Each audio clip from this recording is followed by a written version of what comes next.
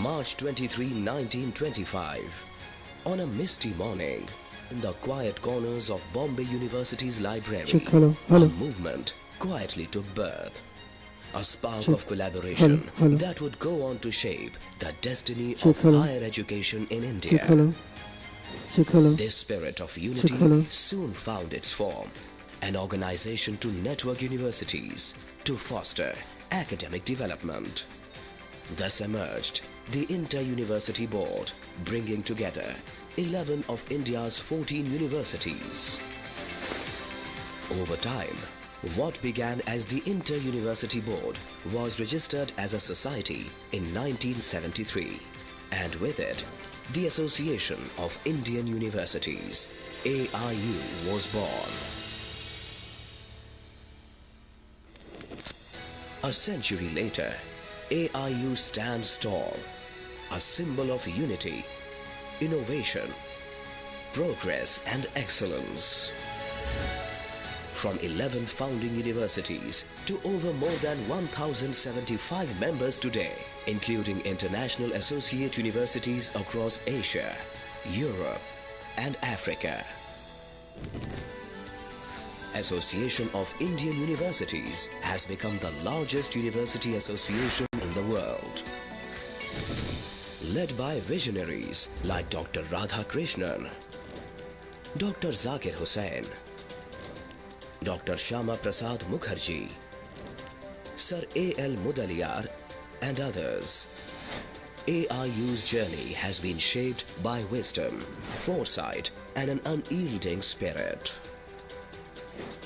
AIU's mission remains steadfast to promote and represent Indian higher education on national and global stages, to forge strong ties with governments, academic bodies, sister associations and universities worldwide through collaboration and coordination. One of AIU's key contributions, the Vice Chancellors meets, serve as forums where leadership meets vision, shaping the future of Indian higher education through dialogue and innovation. The academic mandates, like providing academic leadership, advancing academic research, ensuring capacity building and fostering research collaborations, are fulfilled through its vibrant research division by aligning Indian higher education with global standards through its key activities like conducting research projects on higher education, organizing seminars, symposia, roundtables and training programs for vice chancellors and senior academics, and bringing out publications. It offers a platform for ideas to grow, where policies are shaped and students are inspired through initiatives like Anveshan, discovering young minds with the spark of research. Through initiatives like academic and administrative development centers, AIU is empowering faculty and administrators, fostering academic leadership for the challenges of tomorrow. Through its publications, from the University Handbook to University News, AIU has enriched India's academic and research landscape, creating a knowledge legacy for generations. At the heart of it all, AIU's library stands as a quiet guardian of history, preserving a priceless treasury of higher education's evolution. Since its inception, AIU has been the anchor for recognizing foreign qualifications, ensuring their equivalence with Indian standards, a role acknowledged by the Government of India for employment and beyond. Beyond academics, AIU has championed sports with the same passion. Recognized as a national sports promotion organization, it conducts over 226 championships annually across 63 disciplines, in partnership with bodies like Sports Authority of India, BCCI, NRAI, and FISU. Its athletes have carried India's spirit to the Olympics, Asian Games, Commonwealth Games and beyond. a legacy honored even by the Honorable Prime Minister after the triumphs at the World University Games 2023. World university games हुए थे। हमारे खिलाड़ियों ने कुल 26 पदक जीते, जिनमें से 11 गोल्ड मेडल थे। AIU believes in the boundless energy of youth. Its Youth Affairs Division lights up campuses with inter-university youth festivals, moot courts, National Women Student Parliaments and Qawwali competitions, nurturing not just skills but dreams. From these vibrant stages, stars like Mahalakshmi Iyer, Jagjit Singh, Kapil Sharma, Vivek Oberoi, Ashutosh Rana, Bharti, Subodh Gupta once rose, carrying India's cultural spirit to the world. Today, Unifest winners represent India proudly at global platforms like the Ismailia Festival in Egypt, the Shenzhen Art Season in China, and the Mandorlo in Fiore in Italy, weaving India's heritage into the global fabric. To strengthen India's global engagement, AIU launched the Indian Network for Internationalization of Higher Education, INIHE, creating a vibrant platform for joint degrees, research collaborations, and academic exchanges in alignment with NEP 2020. Developing strategic ties with institutions across Spain, Africa, Canada, Australia, Mexico and Taiwan. AIU is building bridges that connects minds and futures. For 100 years, Association of Indian Universities has been a beacon of unity, a custodian of excellence and a harbinger of vision.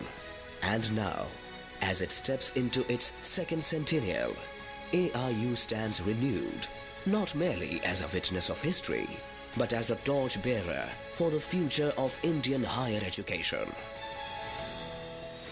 With purpose in its stride, promise in its heart, and pride in its legacy, the journey of AIU marches on to light up new dreams, to provide platform for dialogue, deliberations, innovation, and edge India's name ever higher in the story of global education.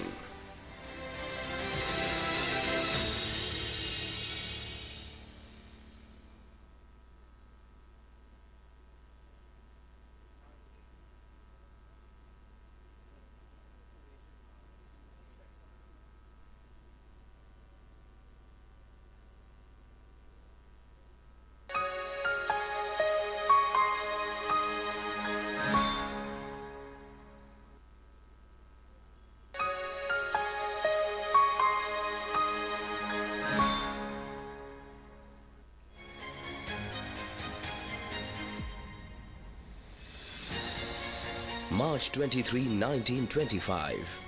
On a misty morning, in the quiet corners of Bombay University's library, a movement quietly took birth. A spark of collaboration that would go on to shape the destiny of higher education in India.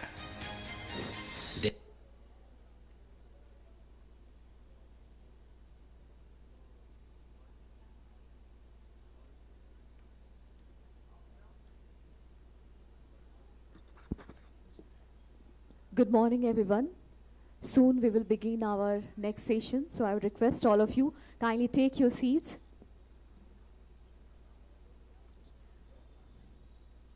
In short, we are gonna start our next session, so I would request, it's a humble request to our all esteemed guests, kindly take your seats.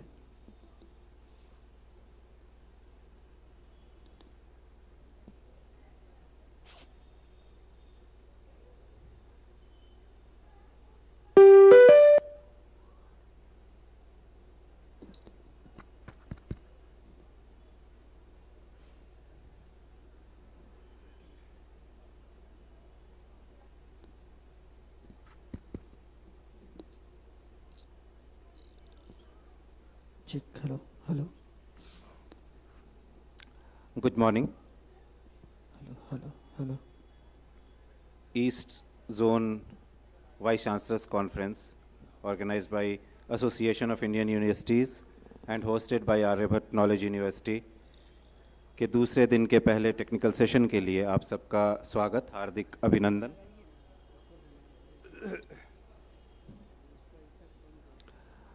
I would like to check with my guests who will be joining us online. Abhay sir, can you hear me? If you can raise your hand or just let us know. Yes, we can hear you. Yeah, thank you so much. And Abhay sir, if you could unmute yourself and say something so that we could have your audio.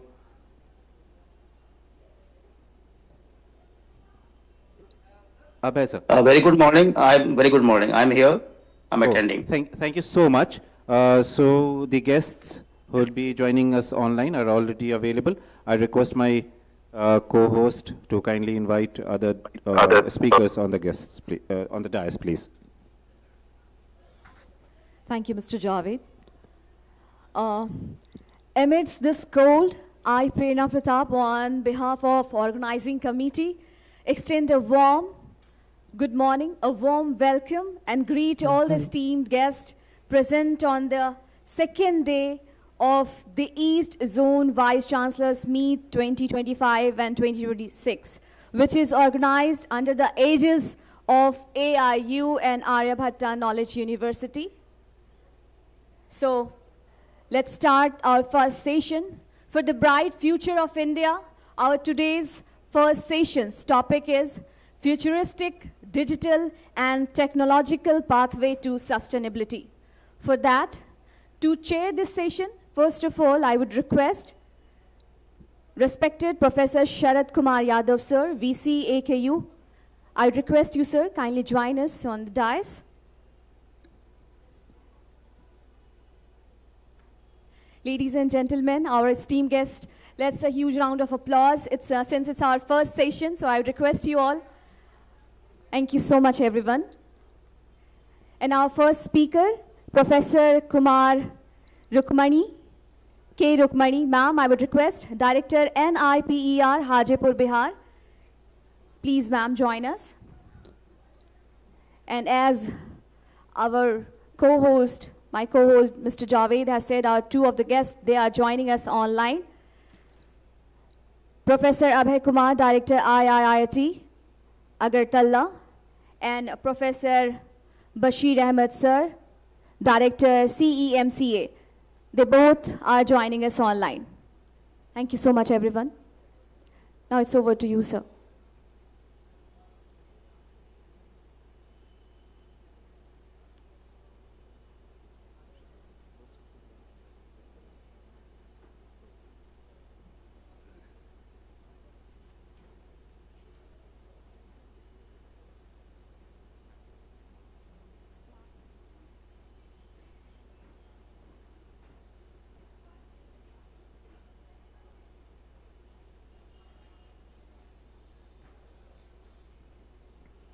Very good morning to our various vice chancellors and dignitaries. So today we are starting this session, that is futuristic digital and technological pathways for sustainability. This is an important topic, and as you can understand, digital and digital pathways are the core factors in this education scenario, and these things which we are adopting, they require sustainability. So right now, various organizations, particularly the institutions which are involved in IT and digital knowledge development, they are looking into it and they are working on it, that these pathways, the process we should adopt it, and it should be sustainable. So today in this session, we are having Professor Rukmani, Director, NIPER, Hajipur, Bihar. Dr. Vishamal Shujit, Director, SIMCA, and Professor Abhay Kumar, Director, IIT, Agartala.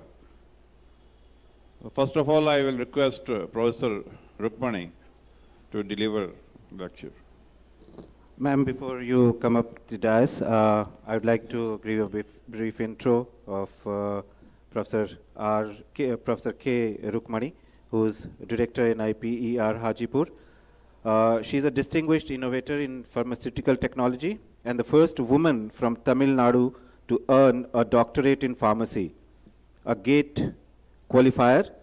She completed her M.Pharma and PhD at Jadavpur University, Kolkata, and pursued postdoctoral research at the University of South Florida, USA. As a DST Boy Scout Fellow, beginning her career as an analytical chemist and Tablets India Limited, she later transitioned to academia, rising from lecturer to principal at Periyar College of Pharmaceutical Sciences. Dr. Rukmini served as a professor at Anna University, Tiruchirappalli, for nearly 2 decades, where she established Autonomous Research and Incubation Center, led the creation of 2 DST-supported national facilities, and fostered strong academia-industry linkages. She has secured research grants of approximately 25 crores and served as officiating Vice Chancellor.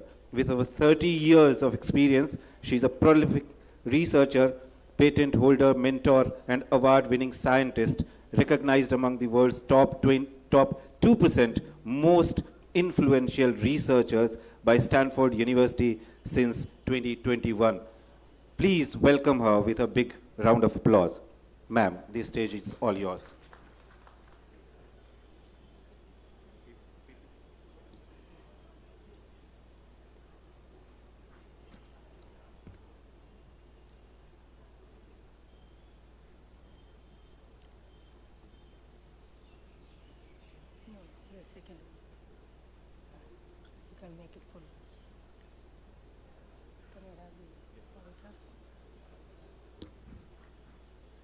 Respected Chair of this session, Honorable Vice Chancellor of the host university, respected General Secretary of AIU, Professor Pankaj Vittalji, and other learned Vice Chancellors, Directors, Head of the Departments, and faculty and student friends. A very warm good morning to all of you. First of all, let me put on record my appreciation to AIU for their glorious presence for 100 years, and also really interestingly they are hosting the East Zone VCs meet here. So the topic today is really very interesting: futuristic digital and technological pathways to sustainability. Where is the pointer? Okay.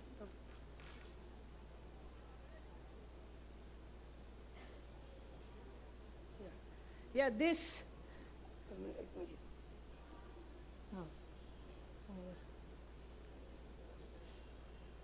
this topic, futuristic digital and technological pathways, really, as our chair of the session said, like we are, if you compare kind of 40, 50 years back, those days, like people used to, like rich people used to have the horses, mostly people have the horses, only very rich people have cars to drive.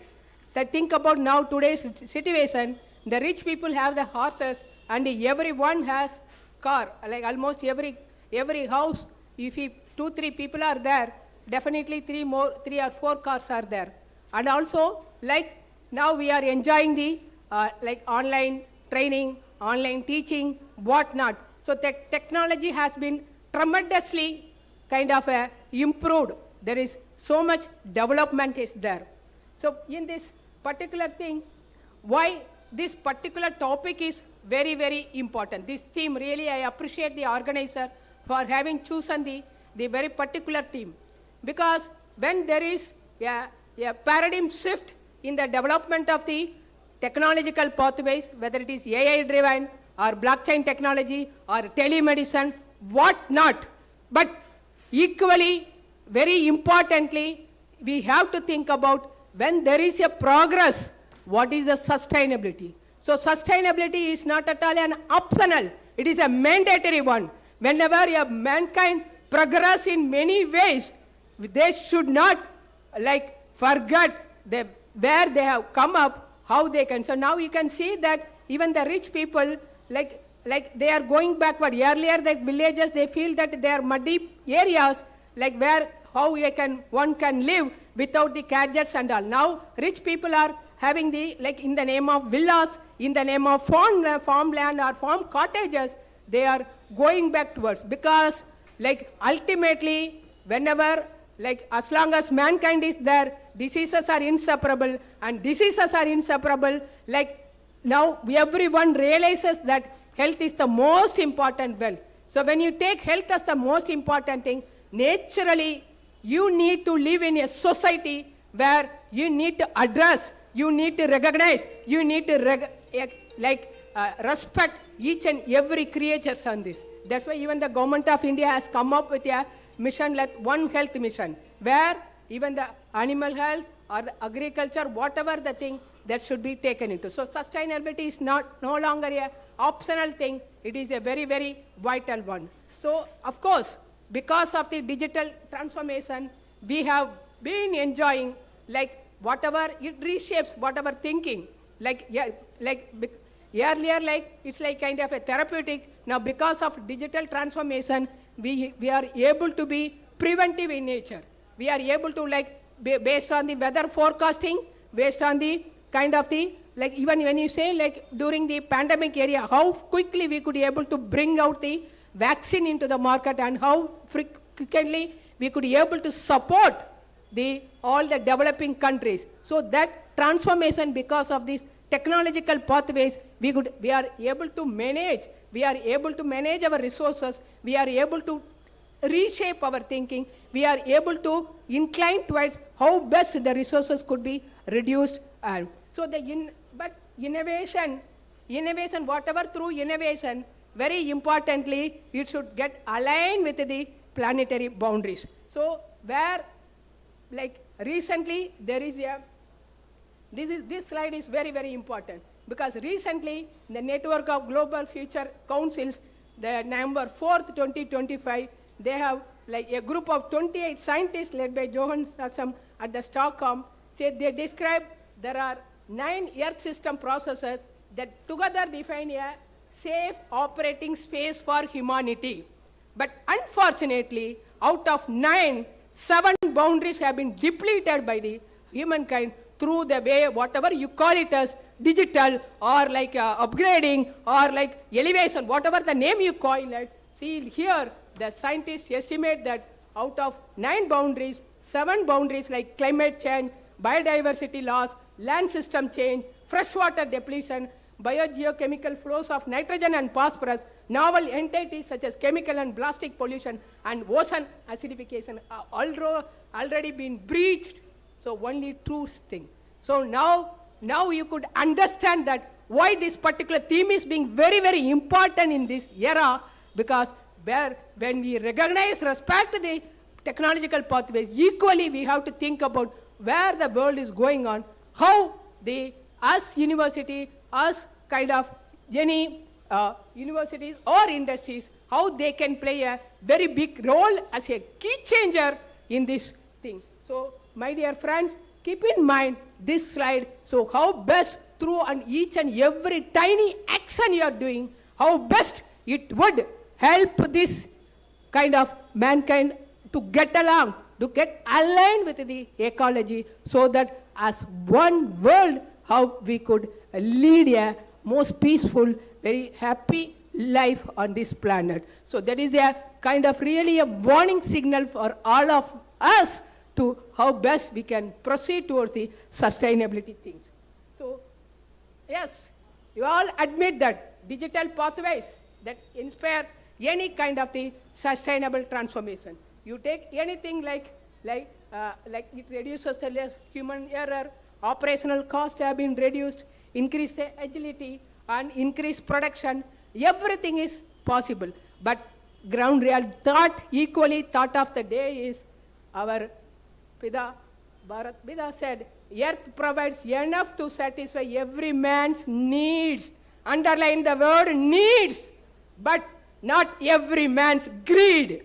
So every one of us should think about our needs, not for our greedy nature. So because of these things only, out of 9, 7 have been breached, that spheres have been breached. So how? Of course, due to this digital transformation, AI, artificial intelligence has given everything like that.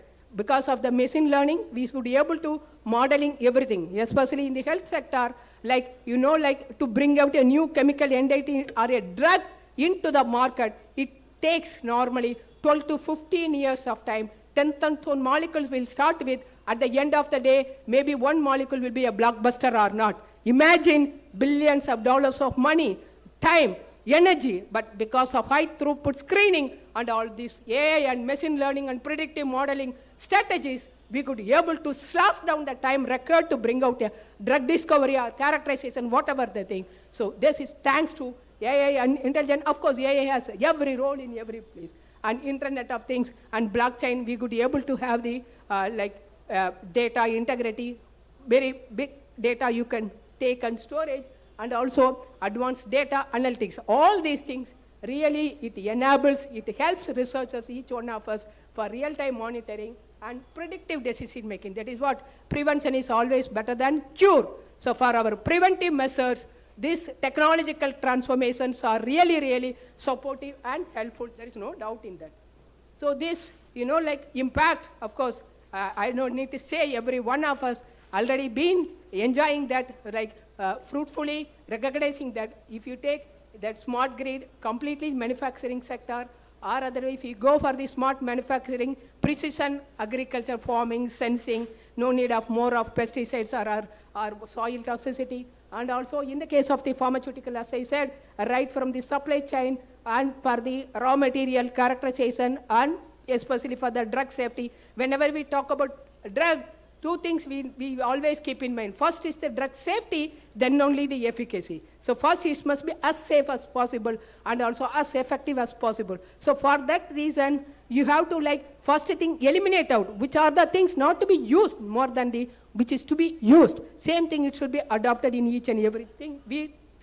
So and beyond the hybrid learning, extended learning is also possible. And very importantly, the one of the novel thing, telemedicine. So using the telemedicine, robotic surgery, people sitting at different places, truly they could be able to do the robotic surgery, and also this is something really great.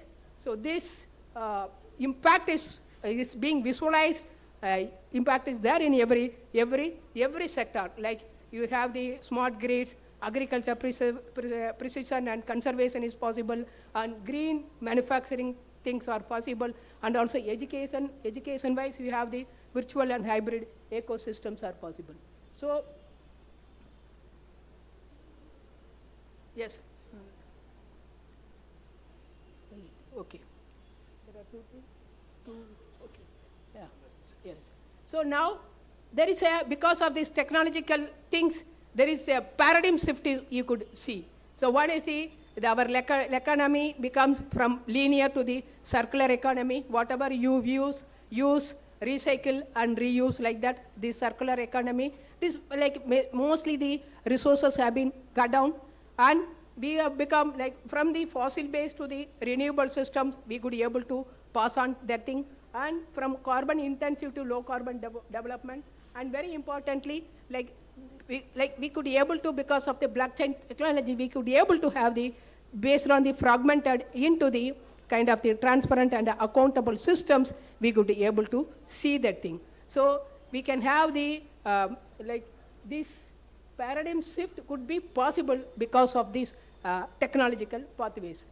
And so what are the challenges? Yes, they are very big impact each and every sector, but what are the major challenges associated with the futuristic digital pathways? So one is the first important thing is the data and interoperability. So like, everybody is doing some research, some data there. That data is not being complete data. There is a fragmented health data is available. So automatically what would happen, like the piecemeal data, then what you are doing, I will report, or what I am doing, you will report. So there is a data interoperability is way poor. And digital divide, imagine a person's in the rural area. So those who are in the cities and cosmopolitan areas, they could be able to access to the, these kind of the tools in the urban, but basic connectivity, or you can say because of this thing, there is a digital divide is there. And regulations and ethics, very, very important. So AI and blockchain, whatever the data, it has to be validated, and privacy need to be supported. And also, whether if you bring out, say for example, we are developing instead of animal usage, we can develop a in silico alternate systems of animal modeling could be developed. But whatever you develop on the in silico modeling, that has to be approved by the drug control authorities and FDA in US. So this regulatory compliances is very, very important. And another thing, we all know that to set up a AI enabling center, data centers and AI model, it increases the human carbon cost like anything. So these are the very big challenges in front of us. How are we going to address those things? So when one side there is a big paradigm shift for the technological pathways, but we need to have the questions, are we bridging the digital divide or widening them? How are we going to address this digital divide? How are you going to provide each and every tool required for a person sitting in the last man in my village, how he could be benefited out of these digital pathways? Are we preparing the students just mere users of the technology or ethical leaders of things? Are we powering our digital future in harmony with the planetary? So here I recollect very excellently, Einstein said, sustainability demands new ways of thinking. When we created something, we have to think in new ways, how best, new forms of collaboration and new definitions of success. So what he said is, we cannot solve our problems with the same thinking we used when we created them. So naturally, there is a call for us, every one of us, how are we going to address these challenges because of this shift through the futuristic thing. So how we can do that thing? So the human-centric sustainability is very, very important. So we have to address the digital divide. We have to protect the data and private ethics, and we have to prevent the socio-economic displacement. And also we have to, of course, whatever we do, inclusivity is a very, very important. It should be whatever the growth we project, it should be inclusive growth. Each one of the creatures should be included when we thought of a thing. So these are the human-centric sustainability is most importantly expected, and these are the like a roadmap we can have. Like we can have the fair data repository. Fair data is nothing but the data should be findable, and it should be accessible, and it should be interoperable, and it should be reusable. Such kind of a data is there, then people will not repeat the same thing. And also we have to have the digital twin. For whatever we do, you have to have the simulation model. So instead of wasting the reagent, instead of wasting the solvent, energy, time, you simulate the situation. Then from that, you can avoid n number of trials, and you can go with the optimized one, so that could be very much possible. So you have to have the, right from the schooling onwards, there should be differently clear-cut kind of electives or modules should be there for our students.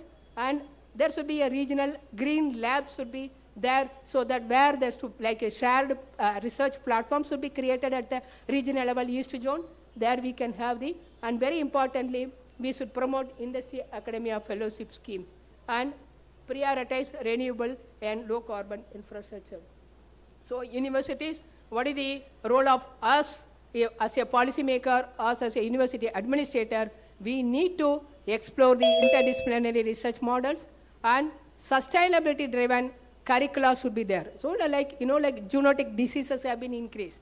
Now why in like Bihar or these places, why this cold weather is too much, why pollution is too much. You know, like even the non-communicable diseases like hypertension and diabetes are being increasing. Recently, WHO said like life expectancy is also getting reduced. So there are so many challenges are in front of, geopolitical conflicts are there, and also like minerals, whatever the depletions are there. So there are, that naturally when there is a digital divide, that will lead to socio-economic problem. Then our children, what is the kind of sin they have had when they're born in a poor family or in a disadvantaged community? So how are we going to address these things? So sustainability-driven curricula should be there, and whatever the innovation, that innovation must be aligned, must be supported with ethical ecosystem and evidence-based policy. Support should be there.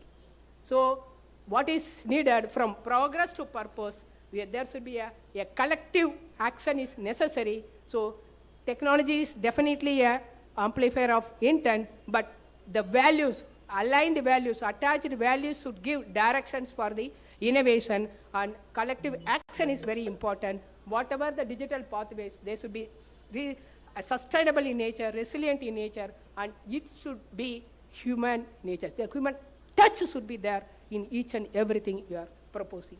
So with this, I finish. Even if you take our Indian literature, that Upanishad advocates for progress through restraint. So it's not like everything is for us. And also Rig Veda encourages us to act with a shared intent. So when digital innovation is aligned with these enduring principles, technology becomes not only merely a growth, but pathway to sustainability, equity, and human well-being. Let us all take a oath that whatever in action, each and every action, when we adhere to the digital, but at the same time keeping in mind how best we could preserve our sustainable nature. So with this, thank you very much for your patient listening, and again, I thank for the opportunity given to me. Thank you so much.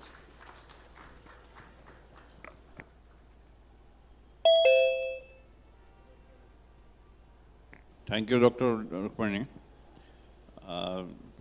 Some of the things which you have mentioned is really give inputs to in the future course of this particular topic.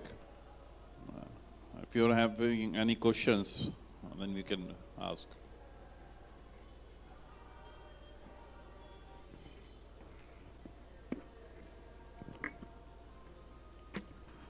Technicians, no questions, kindly place the mic to the audience. सामने mic दे दीजिए, please.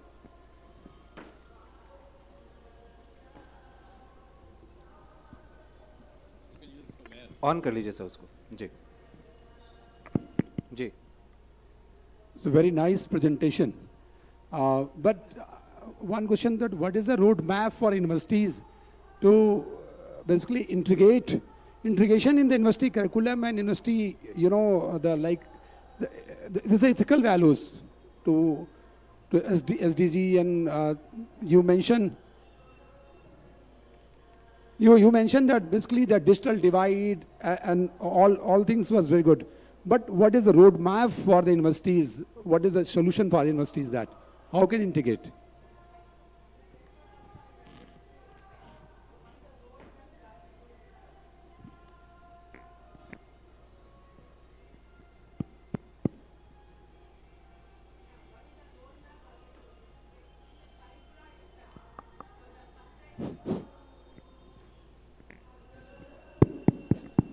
So roadmap also I have given, like how best in the curricula, right from the beginning, when we teach the children at the lower ages also, robotics we are teaching the how they can do the coding we are teaching, how they can do kind of the, how AI tools could be used we are teaching. Parallelly we have to have the sustainability. So it's not that only the values, actually the problem is it should be values driven, innovation should be there. So that's what I said, like innovation, suppose that whatever the bomb is a very big innovation, but it is a destruction measurement.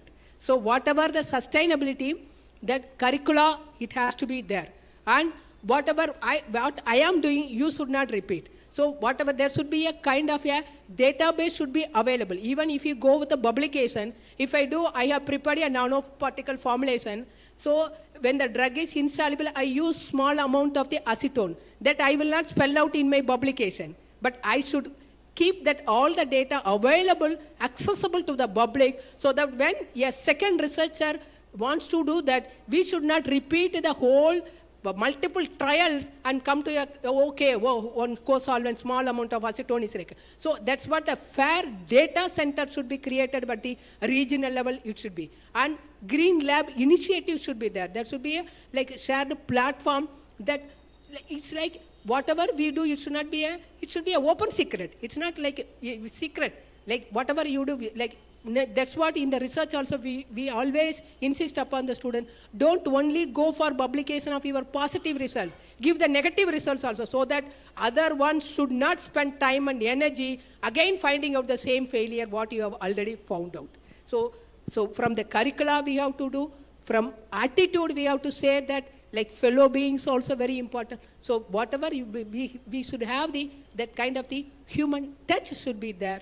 So that us again, Mahatma Gandhi's, we need to work for our needs, not for the grid. Of course, technological pathways are very, very important, right? From your curriculum, your research, and what is your, even in the practically, we have to see, in this time we have got the Swachhata Pakwada third prize. Naipur Hajipur has got the DOP, they have got the third prize for this award also. Whatever recycling, reusing, whatever the laboratory, wet laboratory, whatever the solvents they are using, that has to be recycled. So each and every approach, you can bring out the sustainability things. Yeah, thank you very much, ma'am, for your marvelous presentation. You use the word interoperability of data. Yeah.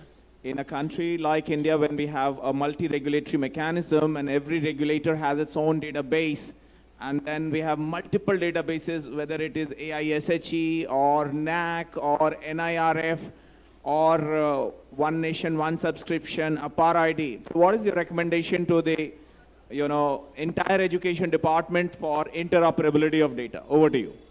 Yeah, it's right, sir, but interoperable to certain extent we can go for it. Say, for example, in the case of the clinical trials, you are using the all clinical data, like clinical trials are being conducted at different centers. So there you cannot openly available all the data. Some of whatever up to the, within the regulation that can be available, but furthermore, with the license, with the approval of that, say, once if you get the ethical approval, then you will be able to access that thing. So it depends upon the which data you are working on. Thank you, ma'am. Which Thanks. data regulations. Thanks. That way it could. We will take the questions at last. First, we are taking the presentations. Network speakers we are joining online. Now I request Dr. Bashir Ahmed from Director Commonwealth Educational Media Center for Asia, SAMCA. I welcome you, Dr. Bashir. Sir, are we audible, sir? Thank Bashir, you. sir? Yeah. Before you start your presentation, there is just a brief intro of Bashir Saab for us. Dr. Bashir Shadrash, until recently served as the Commonwealth of Learning Canada as skill advisor, where he started a new program initiative, Skill for Work, to impart employable and job-ready skills among the people of Commonwealth in collaboration with national governments and local organizations. In his career since 1986, he has managed ICT for D, that is ICT for development, and skill development programs in over 40 nations around the world, working for organizations such as International Development Research Center Canada and other ones. He earned his PhD in Information Science as a faculty student from Loughborough University, United Kingdoms. So over to you, sir, for your presentation. Thank you so much. Is my presentation visible? Can anybody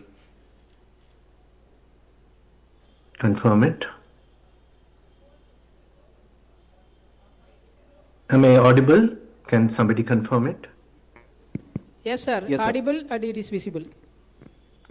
Thank you so much.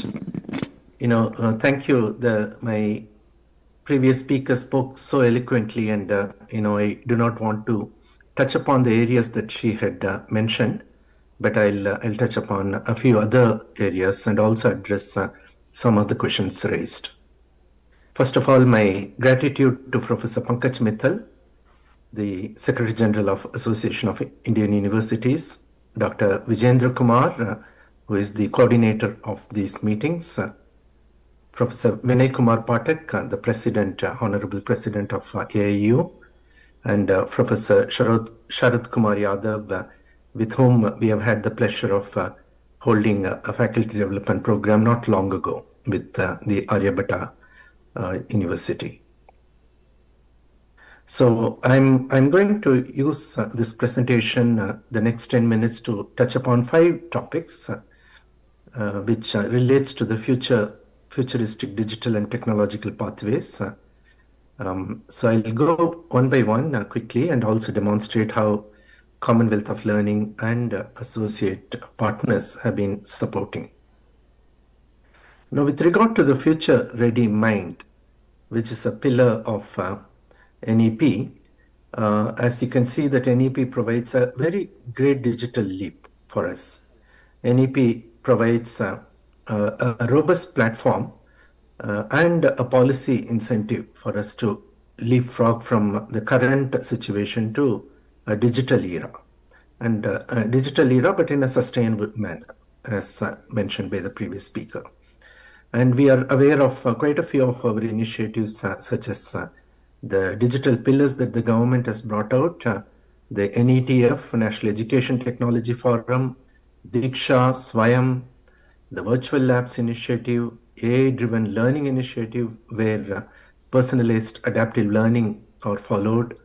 And in order to cultivate the future-ready mindset, the government has already introduced the idea of coding from grade 3, the multidisciplinary flexibility it has offered to the higher education institutions, and the vocational integration, that the Lok Vidya, what they call traditional Indian knowledge, alongside the modern skills, where 50% of our credits could be acquired through vocational subjects. With regard to education for greener India, NEP 2020 aligns with the SDG 4, which is the question I think Dr. Alok Mishra was asking. So at the very early age, we have been given the environmental consciousness, and the government has initiated the green schools through PM Shri and the paperless ecosystem. And interestingly, with regard to the impact and the reach, the government has basically, transformed the structure from a rigid 10+2 to at the school level 5, 3+4, and at the tertiary level, you have multiple entry and exit. Assessment has moved from summative to more continuous and AI backed. You have the teacher's role that is also in the focus, and a lot of sustainability related skills are being offered. So there are quite a few things, but if I were to mention about the NEP with regard to digital and sustainable India, it's all about blended learning. That's what blended. That's what the future. Now, AIU and Commonwealth of Learning are involved in understanding how the online learning is effective enough. So we do a benchmarking study, and very shortly we will be publishing the report. With the NAC, the Commonwealth of Learning is involved in working with 20 universities in doing quality assurance of online learning, again through a benchmarking practice. And we have released a lot of video resources which demystify NEP 2020, right from the mouth of the horse's mouth, what they call. Professor Vasudha Kamath, one of the authors of the NEP, is actually helping us to demystify. Now, the second strand of my talk is seamless learning, where blended learning is the pathway. Now, blended learning indeed is important in the future, where it offers seamlessness, frictionless transition from online to offline to even workplace-based. We have a contextual continuity, not just 9 to 5, opportunity, but using mobile technology, cloud-based tools, and so on, students can capture ideas in the field, also sync them immediately with the academic portfolios. And we have a lot of adaptive pathways, AI-driven platforms that provide not only personalized learning opportunity, but real-time feedback, ensuring that if the student struggles, the teacher is teacher is alerted, and teacher is able to provide personalized support. So this is something that we see very interesting. And in the blended models, we also see a lot of ecological positive impact. Environmentally, it reduces carbon footprint. It increases the institutional flexibility to have emergency teaching to actually intensifying online teaching and online learning methods. Resource efficiency is actually attained. So a lot of goodies that we see. And the global impact of the whole idea of technology and blended learning is technology serves as an equalizer. There is no border between countries. Now, the very fact that we are going blended, many foreign universities are coming into India to not only teach face-to-face, but also take advantage of the blended system, where a range of people, industry captains, and others are able to interact with students through online means. So we have global classrooms. We have skills-based equity that is made available. That means workers from their workplaces can sink in and upskill, maintaining their livelihood. So in other words, we are also democratizing experts. Experts need not be confined to one particular institution. So now through the technology, they could move around, they could be available. And in fact, very interesting technologies are coming into play, like teleporting and others, which are not very prevalent today, but in the future it's likely to happen. As was mentioned by the previous speaker, we see edge AI, blockchain, green hydrogen, where decarbonizing is happening, digital twins and IoT sensor resources and all that are made.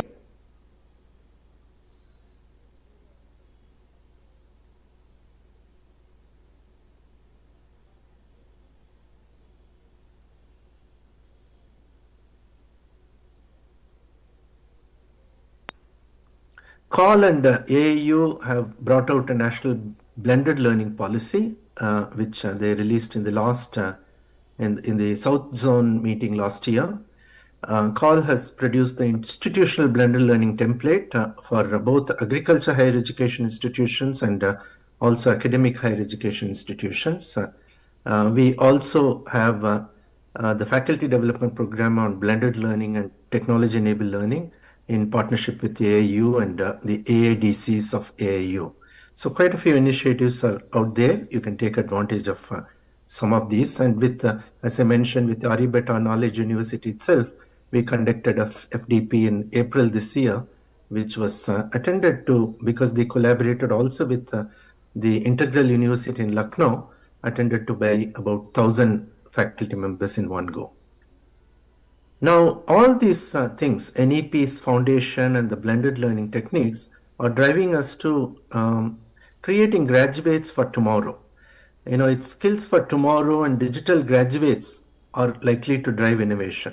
And this is going to be the mantra. Now, the State of Employability India Skills Report and others very clearly state that a large number of our graduates are not employable because they don't have digital skills, but more so, they don't have entrepreneurial mindset. The new employability, what they call the entrepreneurship, is something that is extremely important. And adaptability, entrepreneurship, self-reliance, all these are very, very important. And indeed, our graduates, as they graduate, would need to come out of the system with a lot of skills that are very seamless, that enable them to seamlessly enter into the marketplace. That's extremely important. And we have seen that in the NEP and very many initiatives that very many institutions have undertaken, we have vocational integration right from grade 6 onwards. We have vocational integration.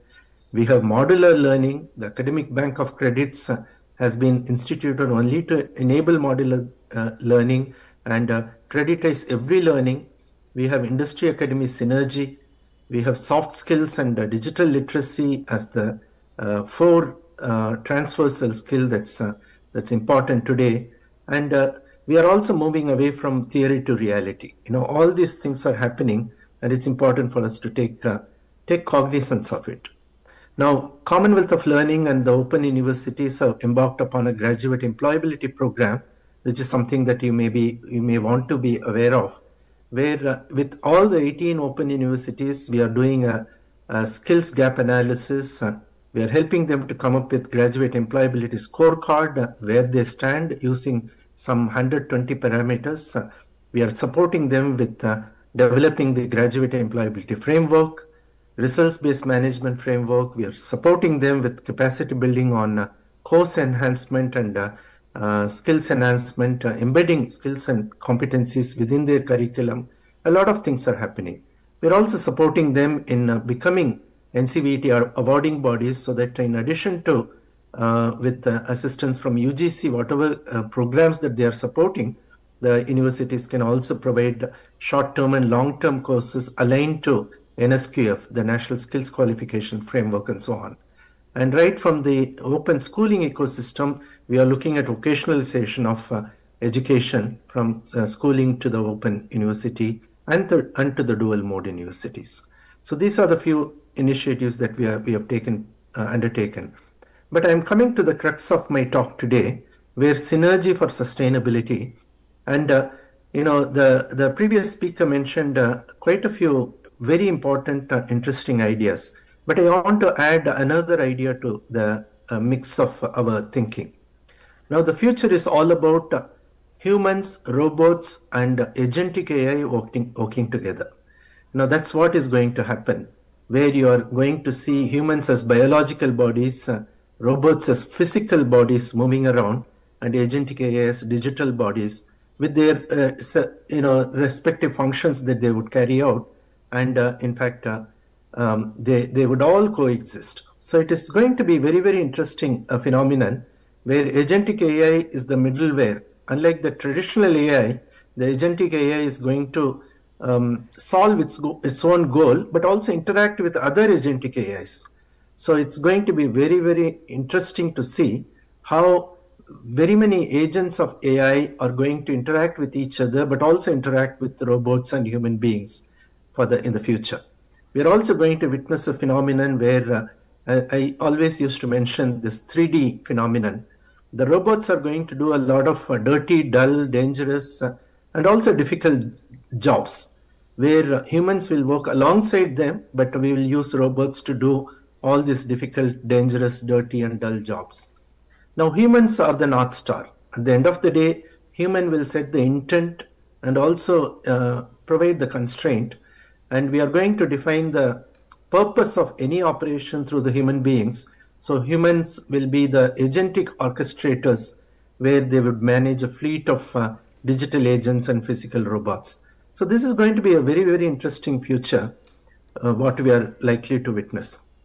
Now, in this context, I am going to touch upon this aspect of what are the key skills that are required for tomorrow. How do we adapt, move into the adaptive intelligence domain, where we coexist with human, AI, and robo synergy? So I put on some of those AI strengths and human strengths, and how this would collaborate in this table, as you can see. But interestingly, we are looking at AI fluency, prompt engineering, ethical oversight by human beings, emotional intelligence as the core skill of human beings, interdisciplinary thinking, again the core skill of human beings. So these are the interesting opportunities the human beings have, which means the future is very, very visual. Agentic AI will help us to analyze market trends, create project plans, and so many other functions, including proofreading and whatnot today. And robots will manufacture prototypes of high speed, solar power, a range of new innovation will come out. And humans are the critical brain of the whole thing. So adaptive intelligence for me is all about these three coexisting.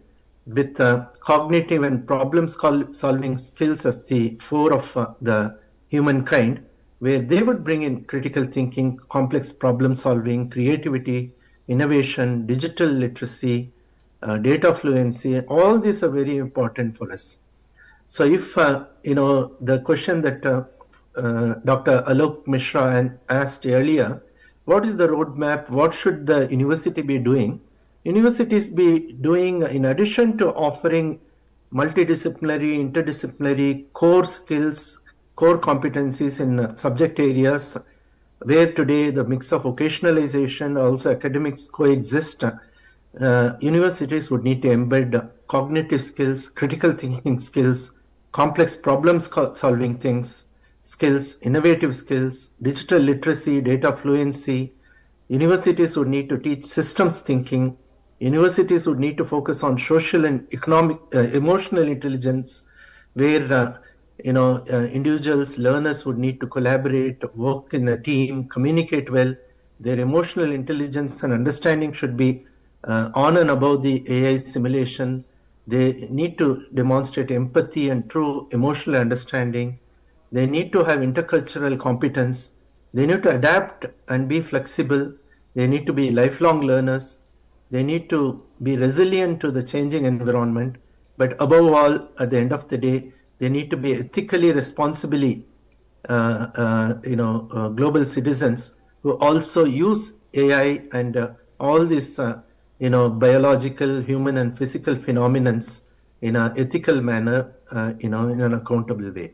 The core differentiator is it's uniquely human skills, where all these skills that I mentioned would be the forerunner, where we are likely to transition into an agentic organization, where agentic models, which are orchestrated by human beings and human in the loop, are going to be extremely important.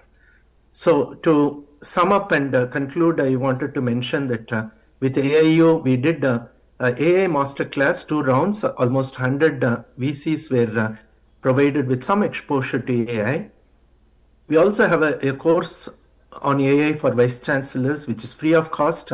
Any Vice Chancellor could join, or any senior leader in the higher education industry could join. We're also working with IIT Jodhpur in creating what we call Teachers in the Loop, or Faculties in the Loop of AI program. And quite a few of these are becoming very, very important for us. And in the Impact Summit in February, we are going to demonstrate how future digital technological pathways are indeed possible through humans, robots, and agents. Thank you so much.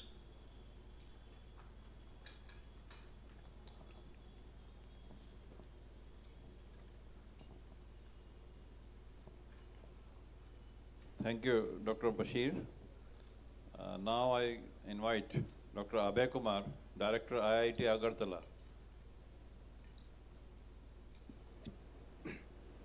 Abhay sir, if you could listen to us, kindly respond if you could listen to us. Professor Abhay Kumar.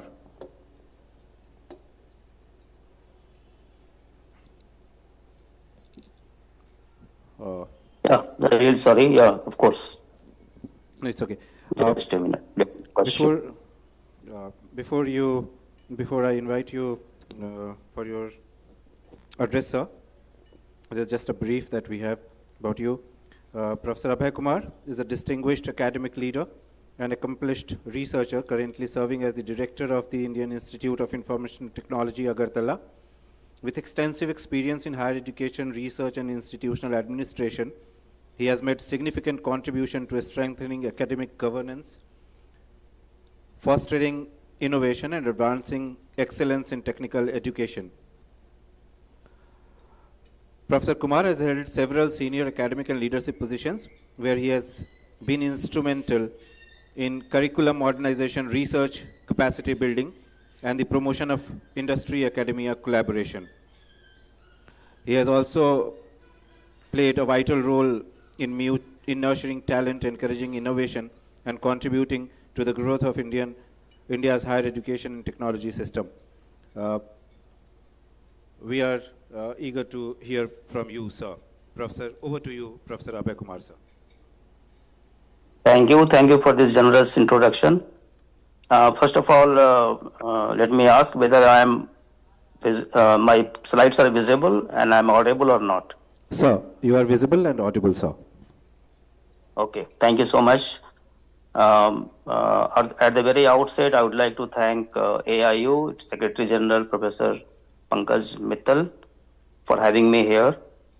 And I'm also thankful to Professor Sharat Kumar Yadav, Honorable Vice Chancellor of the host university. And let me also congratulate AIU for completing its 100 glorious years. It's really feel privileged to be a part of this deliberation. I was listening very intently to the talk given by Madam as well as Professor Basir. In fact, Professor Basir has made my task very simple.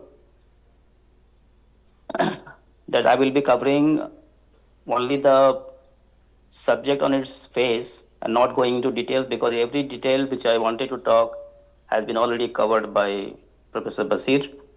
So I will be only echoing and amplifying to whatever he has said. The topic should have been for me whether intervention of technology is needed. It's a need of the hour for higher educational system, universities, colleges, and others. And before I move, let me just say that we want GER of our higher education to go from 27-28% currently to 50%, that too by end of 2035, 10 years down the line. So if we are having 4 crores of students enrolled, we would like to raise it to 8 crores in a span of 10 years. Humongous task. We only not want to scale it, we also want to scale it with quality. This is another humongous task. As per NEP 2020 mandate, we have to also focus on quality, skills, because if industry is growing exponentially, universities cannot be allowed to grow in an incremental fashion. So if we are having industry 5.0 or 6.0, the education 5.0 and 6.0 should be there to match the pace. They have to be employable. This has been also discussed by my previous speakers. Employability is a big concern. But then we also have many other issues, like how people sitting in remote areas, people who are marginalized, women who leave studies midway, and many other societal factors which does not permit our tribal population to get enrolled in even still today, the tribal GER of tribal students is merely 14 to 15% in higher education. To accomplish all this, and I also invested in the NEP document, technology is the only way, intervention of technology is the only way. So is technology required? This question becomes redundant, irrelevant. Technology is very much required. Now, it is not that technology inclusion or technology was not available in our country or worldwide. Remember, before COVID was a great disruptor in all human aspect. It brought country to standstill, manufacturing stopped, everything else, economy was a great sufferer. But one thing that COVID did right, in my view, that it validated online education. The only one domain of human life which was not significantly affected was teaching, learning, including assessment. So it was a validator for online education. It is not that online thing, MOOC courses were not available prior to that. We had courses, we have seen courses coming from open course, where we have seen courses coming from, even UGC was having its own channel for launching courses. But then we as a teacher were always apprehensive, skeptical, thinking that only chalk and talk method can do justice with the students' future. That means technology and universities were not on the same page. For many years it happened until COVID made it possible. That now even UGC and AICT is forced to include 40% of their curriculum to be taught through MOOC courses. And that's a great development, great achievement. That means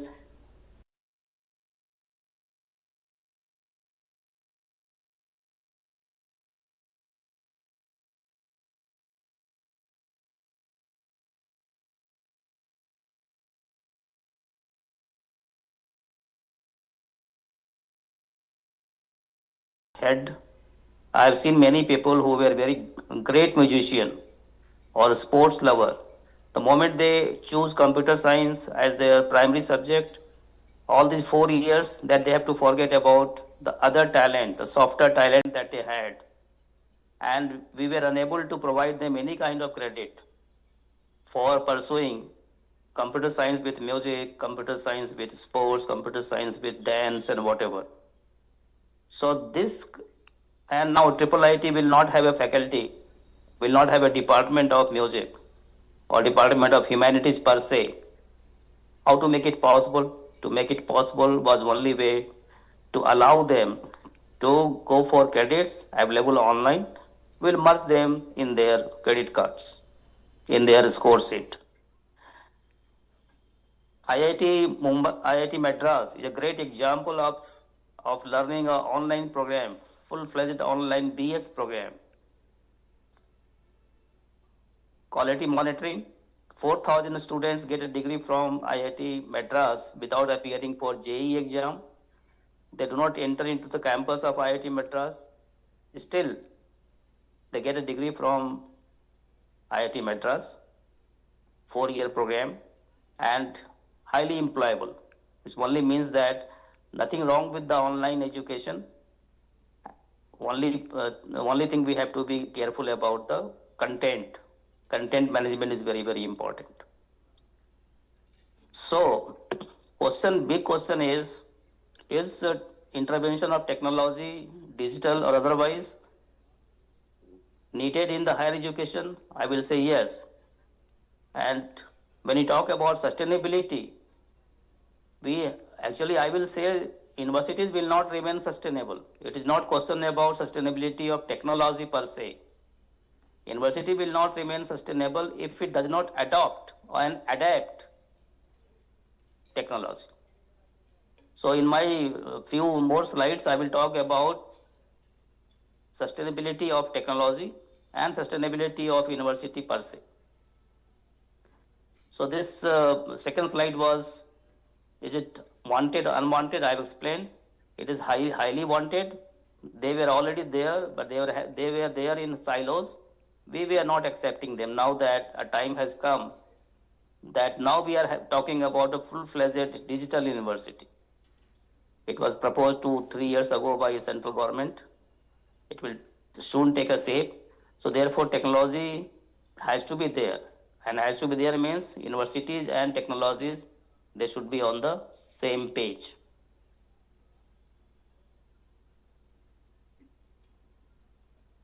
I have explained this also, why this question arises, is mainly because we were apprehensive. Chalk and talk, we thought, is the best way of teaching, and we were skeptical, apprehensive about anything. We always thought that if Google comes, Google will replace Guru. If AI comes, AI will replace teachers. I can only say that these all technological intervention will be co-pilot. The main pilot, main captain would be the teachers. This technology is there to help teachers. They are not going to replace teachers. So there is no question about any apprehension. It is people have said that potential of a teacher gets amplified, highly amplified, if they take recourse to using technology in their classroom teaching, assignment, project work, or any kind of startup ideas that they are thinking of from the university campus. Now, this particular slide about emerging digital and technological pathways was briefly mentioned by Professor Basir. Digital twins. Digital twins is a very common word in manufacturing. It's a very common word in industry, but has not been used that extensively in educational systems. However, some US universities, Stanford, MIT, they are talking about, they are implementing digital twins. Remember or imagine that IIT Mumbai in our country have a digital twin. Full IIT Bombay in the virtual platform. And imagine that a remote college in a remote place, devoid of any kind of modern resources. Students there would like to get into the facilities, the labs of IIT Mumbai, which is available in a digital twin model. You see, if you want to grow from 28% to 50%, any number of brick and mortar model is not going to help, because that kind of resources, that kind of faculty and other things, it will never be possible to arrange those things, those facilities to say that now we can go from 28 to 50. So a disruptive technology, disruptive methods have to be used. And therefore, these things, digital twins, for example, where you have AI assisted learning systems, we have virtual and remote laboratories. Now you see, remember in the case of when COVID came, the one thing that we learned to use was virtual labs.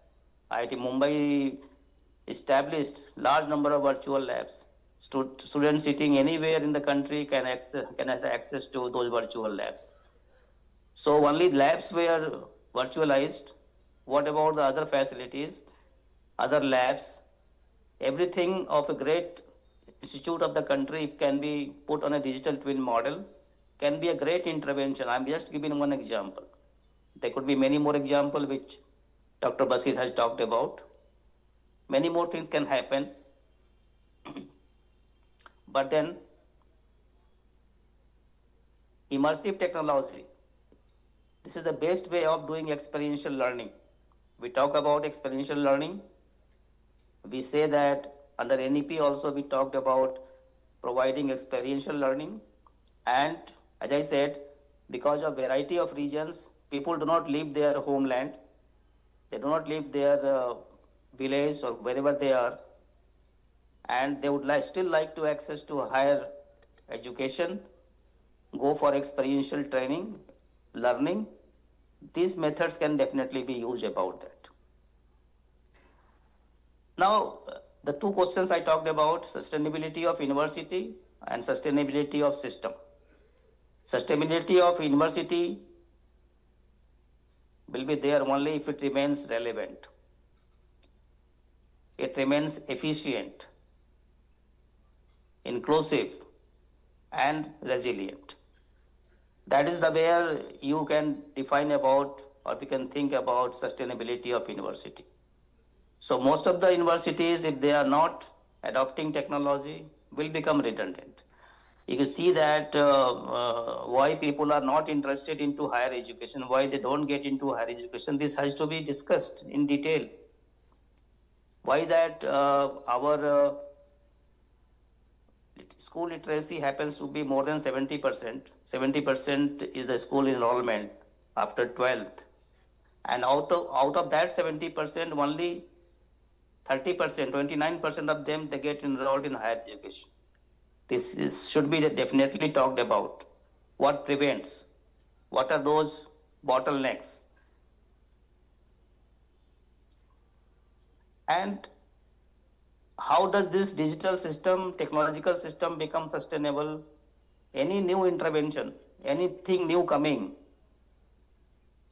if it is useful, if it is shock proof, adaptable, it is able to regenerate based upon the feedback.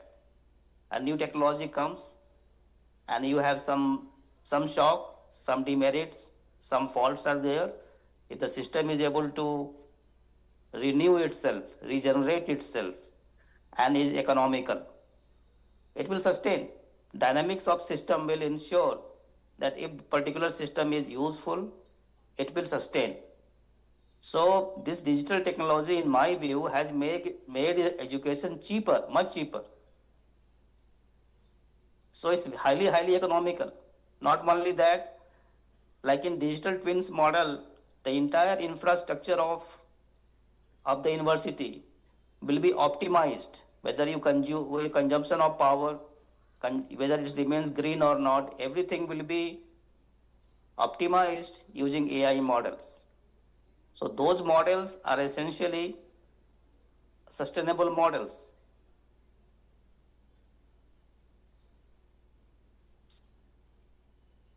Then I am saying that digital and technology are not ends.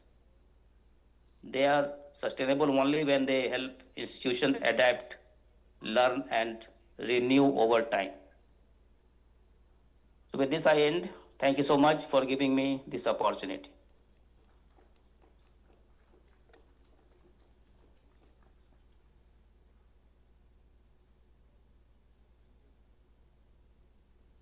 Thank you, Dr. Abhay.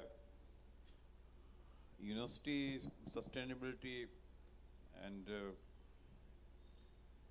how we should adopt it and what are the problems the universities are facing. It's a long debate and it will take time to go in that direction because there's a lot of problems in ground realities when we work in adopting these phases. Thank you, our three speakers. The challenges of climate change, resource depletion, environmental degradation, social inequality demand urgent and innovative solutions. Digital technologies and emerging innovations offers us unprecedented opportunities to address these challenges as we have discussed.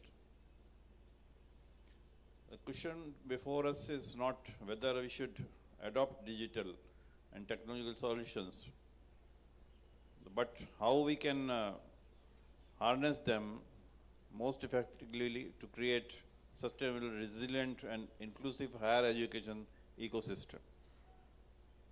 As our various experts has focused, the important part is strategy, innovation, governance, connectivity, that is connection, then involvement of industry in these pathways, and of course the digital form, that is AI, data analysis, and blockchains, and so forth. So thank you very much for giving your inputs, and now the session is open for questions. Yes. So this is Dr. G.L. Sharma, Vice Chancellor, SRM University, Sikkim. The topic was futuristic digital and technological pathways to sustainability. So I'll only just come to the sustainability because one of the question was that what is the pathway? So a little bit of content that I will be repeating what speakers have already spoken, that when we have been mandated that we have to go for our enrollment ratio from 27 to 50%, this is nothing new. That only thing that we can do in next 10 years is that not with brick and mortar universities, but the digital technology, blended digital technology. Now the next question is, if we have to go for this, it should not happen that what had happened with engineering education, maybe we increased the number of seats and we never had those kind of teachers. So that is where maybe our some engineers are. So this is what the digital technology can take care of, that whatever we are going to make, that one of the concern raised was content. So that we can definitely do through our existing experts, whether from IITs or IIMs, not necessarily that all good teachers are only in these institutions, of course in other universities and colleges, but only thing is how do we go about implementation?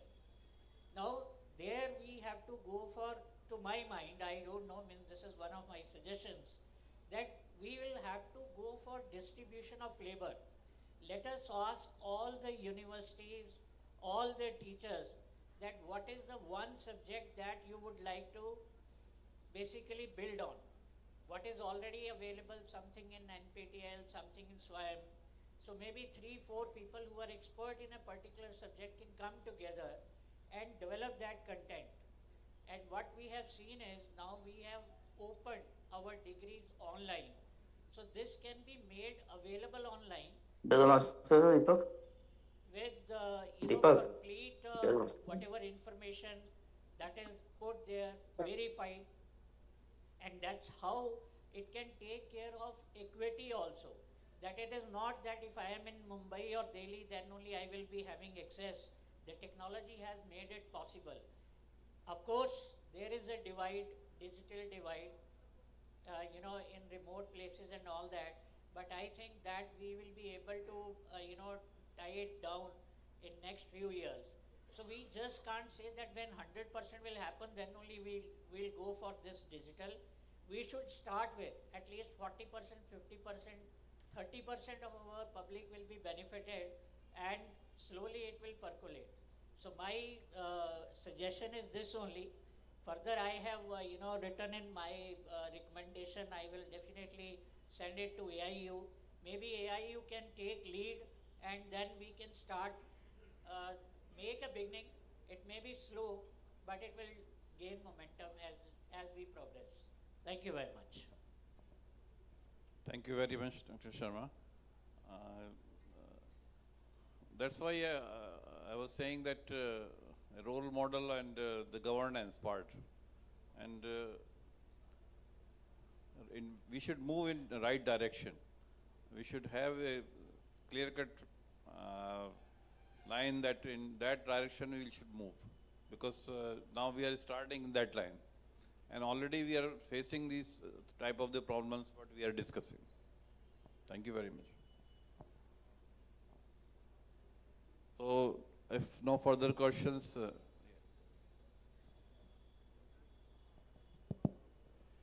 Yeah, my question. Hello. Yeah, my question is from Professor Abhay Kumarji. Can we see there is a lot of digital divide we are seeing, and still there are challenges of the digital penetration in the rural part.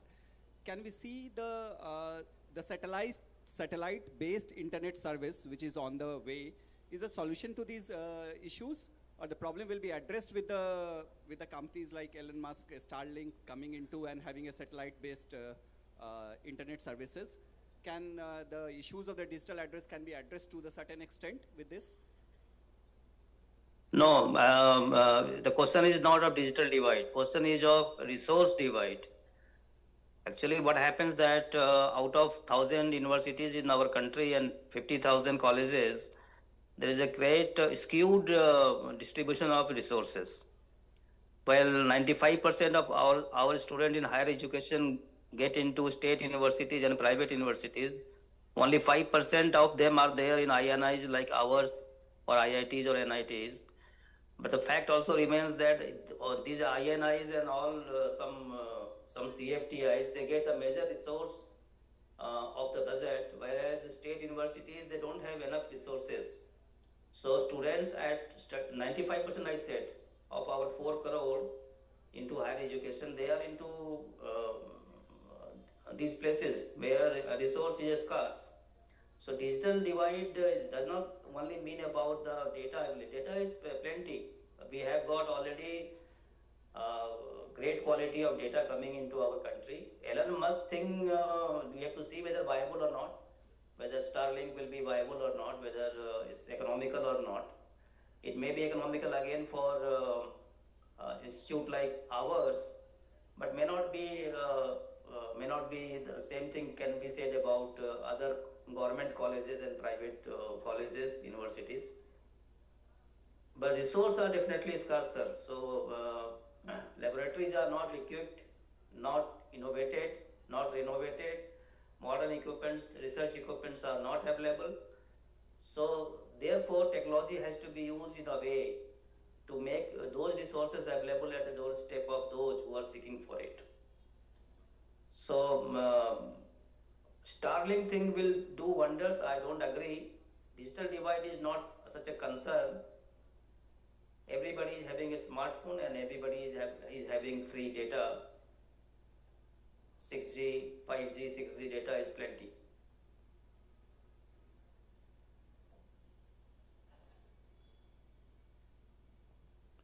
Thank you, Dr. Abhay. If no further questions, and then we are winding up this session. Thank you very much.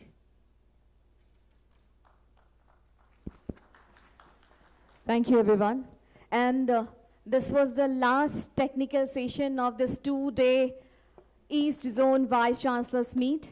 On behalf of organizing committee, I express my heartfelt gratitude to all the respected guests, all speakers who graced this event with their presence and made it success. Thank you so much, our all speaker and chairperson. And now, moving further for the felicitation, I would request General Secretary AIU, Secretary General AIU, respected Pankaj Mittal ma'am,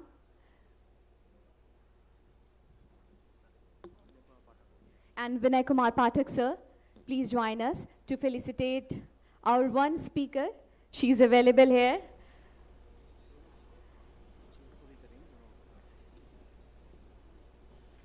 I would request both of you to kindly felicitate our chairperson and our speaker. K. Rukmani ma'am.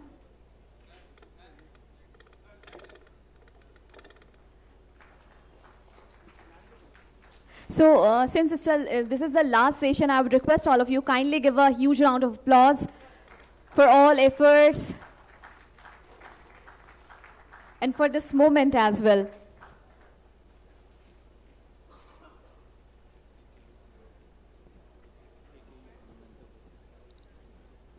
An AKU memento.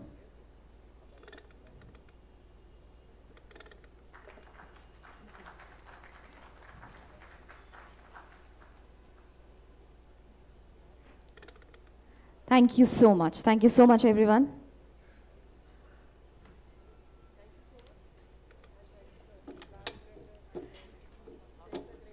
And now, moving further, I would request Mr. Gurpreet Karla, Partner E-Careers, England. Sir, please come up on stage for your brief presentation. Mr. Gurpreet Karla.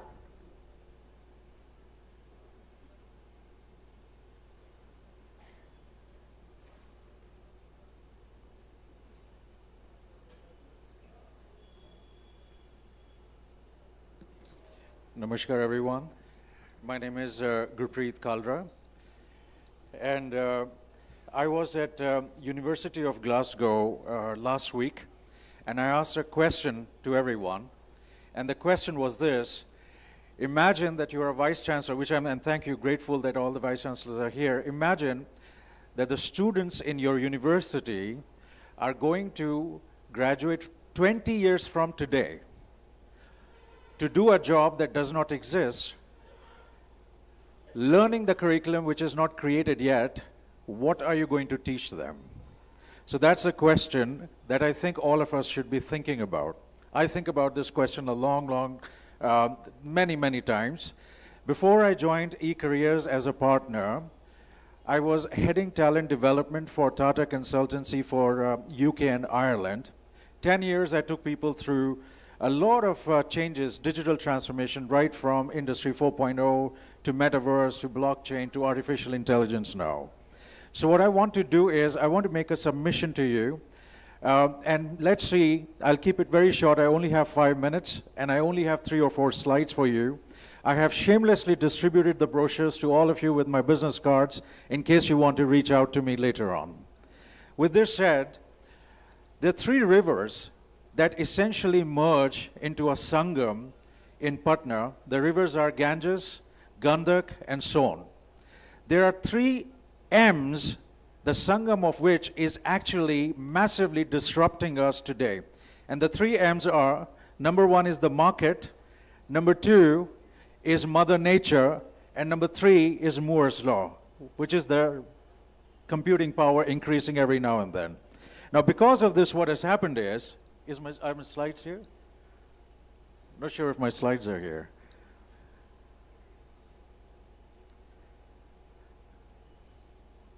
And I'll come to the pictures that I wanted to show you. This is, this is us, eCareers. Thank you very much, sir. Appreciate this. Now, because of this, what has happened is that AI is everywhere. And I just want to build up on some wonderful sessions that happened with the speakers earlier on. AI is transforming every profession. But I want you to notice here, there are three repetitions of the same word, which is capability development, or applied capability. Any institution that will do wonders in the future is the one which will have applied capability, application of learning for their people. And the other Sangam that is going to confront the Sangam of 3Ms, which is Mother Nature, Market, and Moore's Law, is actually the World Economic Forum report, which essentially tells us that resilience, learning, lifelong, and critical and analytical thinking with AI and data literacy is going to be the next disruptor, because 44% of the jobs will change by 2030. And the national education policy, which you all are talking about, essentially tells us that multidisciplinary is the solution to those 20 years later when the students will not know what to learn. So teach them multidisciplinary. And to do all of this, we eCareers in the United Kingdom were established in 2011. And I just want to share with you that we have a global reach across Middle East, Australia, and UK. We want to essentially give back to our student community here in India. We have trained over 600,000 plus learners in the last 10 years, and we are very, very outcome focused. So when I would say the gentleman before me was talking about, Dr. Abhi was talking about sandboxes and virtual learning. That's exactly what we do. And finally, we are the largest privately owned UK institution which has approvals from the Department for Education, Skills England, and we work very, very closely with Alan Turing Institute, with Cambridge, and with Oxford as well. So we are already doing a lot of work in the area of quantum computing. We have left AI behind and we are moving forward. So that's how forward thinking we are. And finally, I just wanted to let you know that we are going to work, or we are proposing that we want to work with tier 1, 2, and 3 remote learners, and we want to have very, very subsidized student pricing toward the student fees with minimal operational burden for the universities. That's something that we would do. We are Indians who are rooted in India but are settled abroad in Australia, UK, and the Middle East. And finally, we also are doing something spectacular back in the UK, where we have entrepreneurship as a student pathway. So what we really do is that we have a £1 million fund, which we actually typically would get a lot of student startups to come and compete for, and then we would fund them. So what we are proposing is that every year as eCareers, we will take on the burden of, or rather the privilege of, 1 crore investment in student startup ecosystem to choose the 5 student startups of the year who will then be moving ahead in the area of employability and entrepreneurship. So my final proposition to you is this, that we want to help graduates become employable. Entrepreneurial mindset is what we want in the campuses. We want it all aligned to AI capability programs, and we definitely want the capable, confident graduates. With this said, I do not see myself averse to making a proposition to you. Work with us, and we'd be very, very happy to make it worth your while. So with that, thank you very much for the 5 minutes that you gave me. It was indeed a pleasure looking in the eyes of some wonderful learned people here and making a small little speech, which was the shortest of my life ever. So thank you very much again.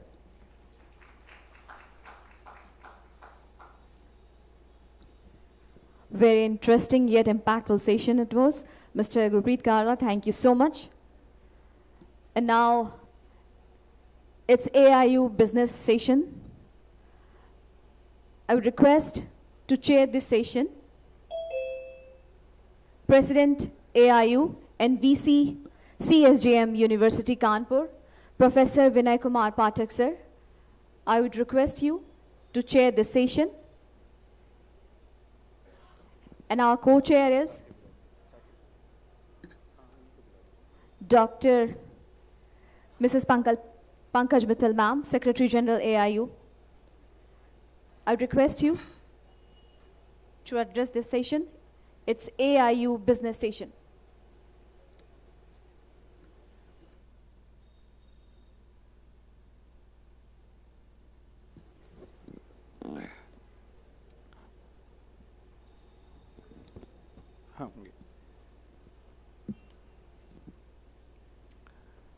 As we move on to the AIU business session now, where important organizational, administrative and policy related matters of the Association of Indian Universities will be deliberated upon, contributing to the future course of action of the association.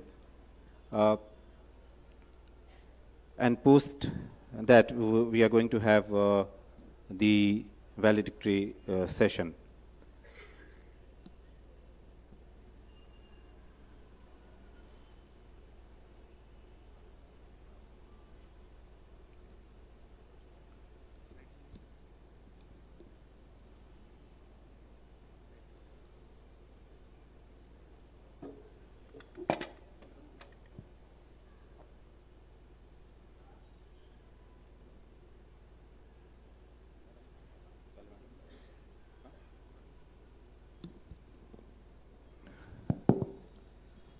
So dear colleagues, this is a business session and this is a very short session. We will go after this to the valedictory session. I think the AIU, as all the institutes are transforming, we are also transforming. And last 1 to 2 years, we have done several activities which is of a great kind of a path-breaking things. Our membership has increased. We have done a lot of new memberships. The other kind of thing which has actually happened is the autonomous colleges have become members of AIU. Internationalization, we have again gone into the new era of doing internationalization, taking the universities, far-flung universities to the new cities and new destinations. Similarly, we have handled the universities for the ranking frameworks. We have started doing consultancies also for our universities, for our members. I think I will request the Secretary General to give you an overview of what we are trying to do. The business session will go as shows that after the session, if all of our honorable members, all of our colleagues can give us some kind of feedback, what next to do, what needs to be changed, and what needs to be done new. So we will be highly happily, and I will request Vijayendra, if Vijayendra is here, to just give a form or a feedback form, and also a form, suppose somebody wants to write it, so you can give it back to us. I will request Pankaj Mittal ma'am to just give you an overview of what we have done, and then it will follow.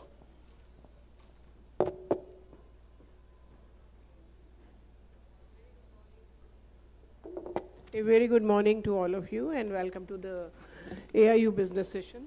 This business session is basically for informing all our member universities. We are duty bound to do that what we have been doing in all the year, I mean the last year, and what are the suggestions? Is the way forward which we are adopting, is it okay? And what extra we can do for our member universities? What are your suggestions? So first I'll give you an overview of what we have been doing, and for some of you about the AIU. And then after that we will be opening the floor to have your suggestions on what else you want us to do. So I'll give a short presentation.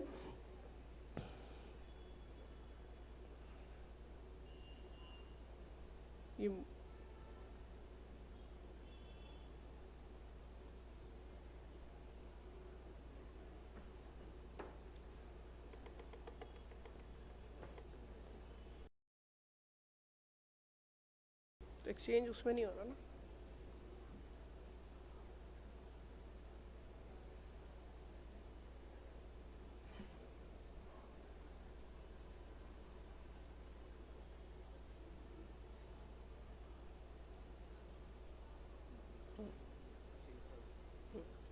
Thank you. So about the, ये cut रहा है ना यहाँ से. Half of it is coming, half is getting cut. So AIU came into existence as an inter-university board on 23rd of March 1925.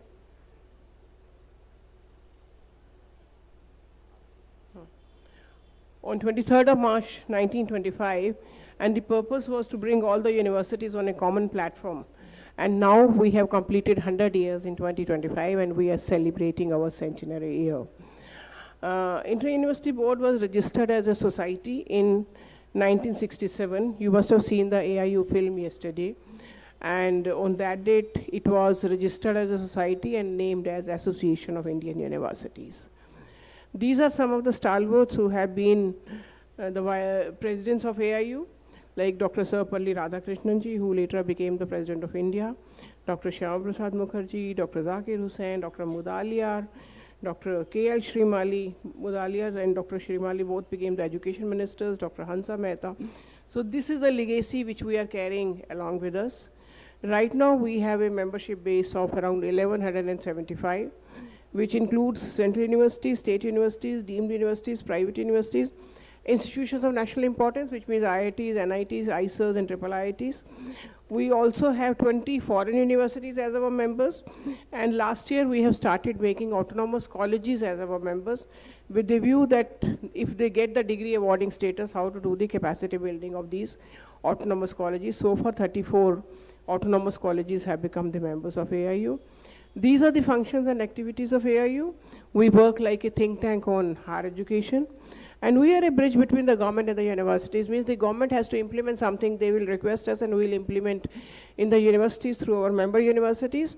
And if the universities have any issues with the government, an individual university cannot approach the government. So we work like a mouthpiece for the universities to approach the government. So we are a bridge between the government and the universities. We do a lot of consultation, coordination, and liaison, as mentioned by Professor Pathak. We also do a lot of capacity building and leadership programs, both in-house as well as online.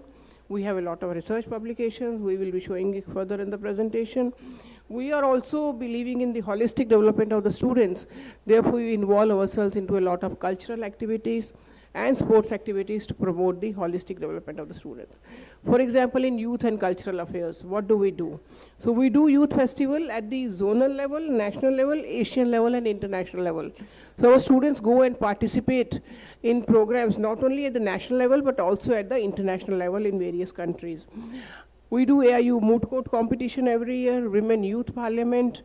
For example, one of our member universities, Banasthali Vidyapeeth, the students of that university went and performed in Egypt. The students from Parul University and Rani Durgavati University performed in China. The students of Mumbai University performed in Italy. The students of Banasthali performed in Czech Republic. And the Manipur University of Culture, they went to Hungary for performance. And their performances were very well appreciated. Yesterday, the film also, you must have seen the glimpses. So these are some of the photographs of the performances in India as well as abroad. Sports, again, we do programs at the national, international, and the zonal level.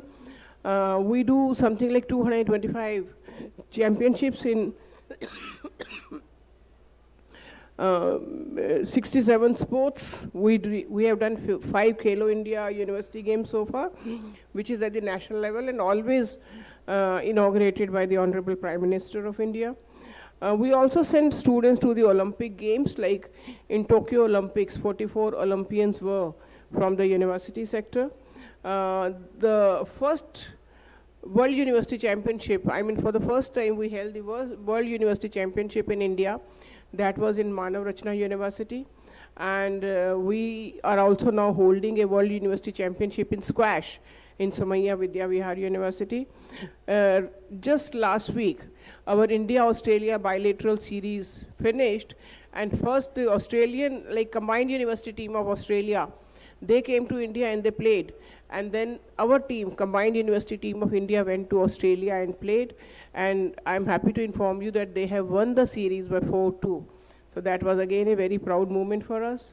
In World University Games in Chengdu, we won 26 medals. We were 7th in the medal tally. And even Honorable Prime Minister of India, he tweeted about it, he spoke about in the Man Ki Baat, he spoke about in the Parliament. So that was the importance attached to that program. This year we have won 12 medals. These are some of the glimpses of sports.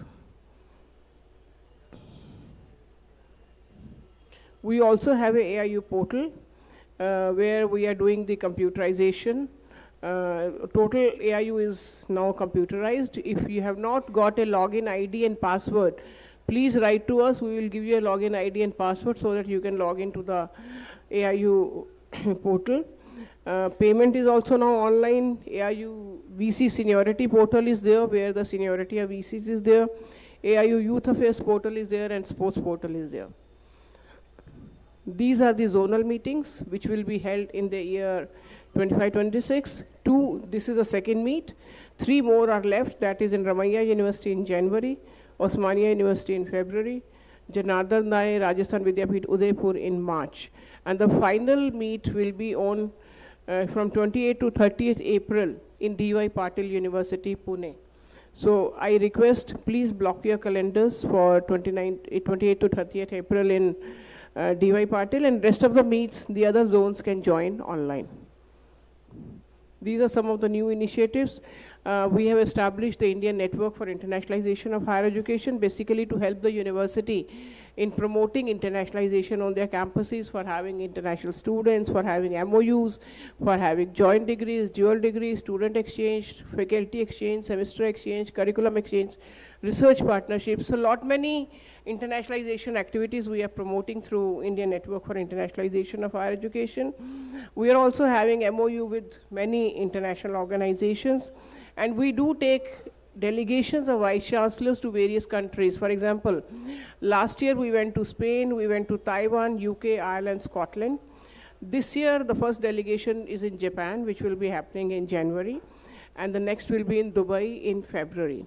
So we keep on taking delegations of vice chancellors to foreign countries so that they can forge partnerships in those universities. So any of you who are interested in being a part of that delegation, do inform us, and we'll be very happy to associate you with that delegation.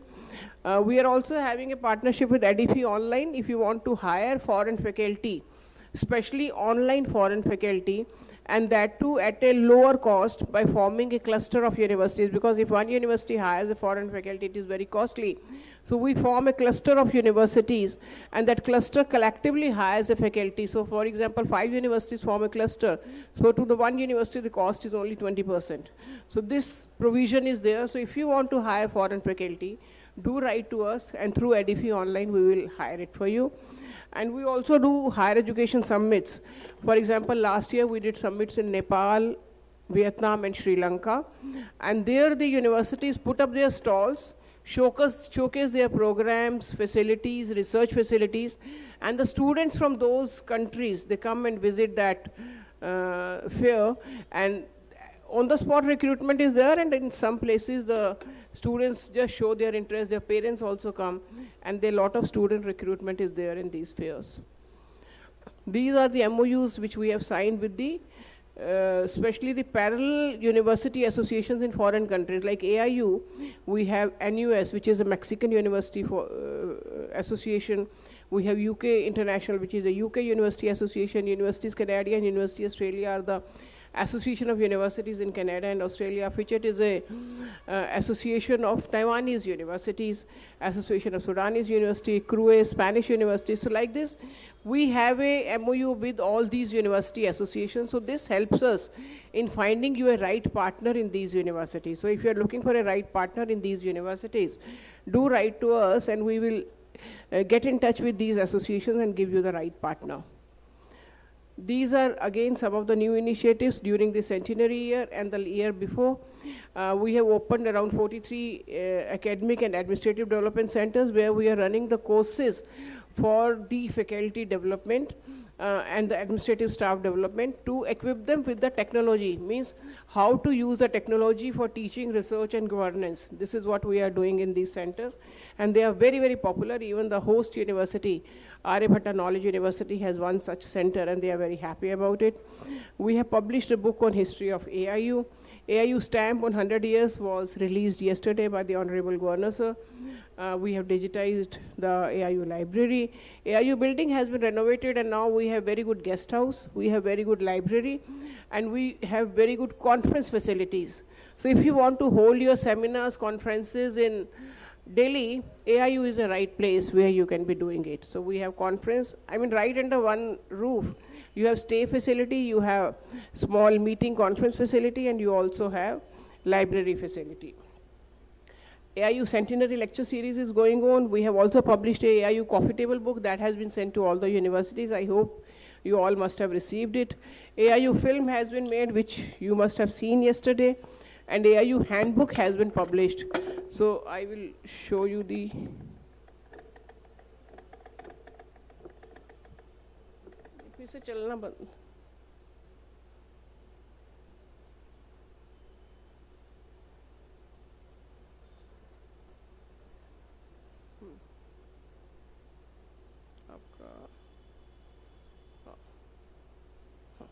These are the 4 volumes of the AIU handbook which have been published. Apart from this, there is a 100-year completion coffee table book. There is a book on SDGs, that how universities can contributing in implementing SDGs. There is a book which is in the middle on the top. That book is basically on Indian diaspora, means Indians who are working as senior faculty members or vice chancellors in foreign universities. So sometimes if you want to connect with the foreign universities, it is easier to connect with an Indian. So this book is a directory of around 1100 people from countries all over the world who are working in those countries but are Indians. So that has already been sent to all the universities. If anybody has not received, do let us know. We'll send you a copy again. We have directory, and this is the book on history of AIU. These are many more research publications of AIU, and I suppose you must have got all of them. These are also some more publications. So we are publishing at many, many places and in many ways. So anyone who needs any publications, you are welcome. And now the presentation is complete. We have given a brief overview. If you have any suggestions for AIU, please let us know for us to implement it. Thank you very much. Thank you.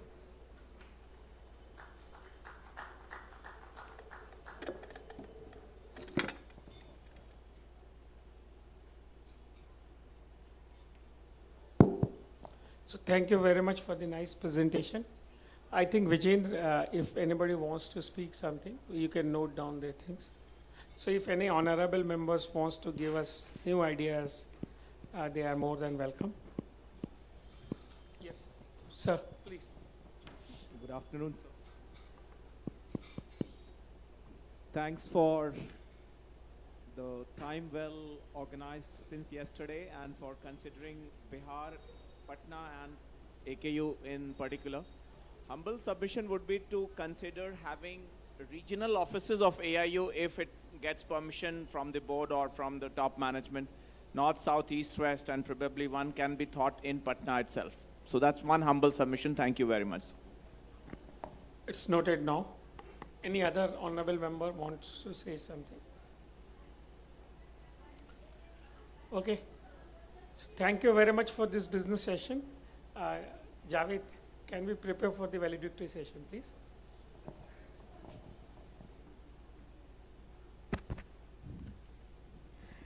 Thank you so much, sir. Thank you so much, ma'am. Since it's a valedictory session, for that,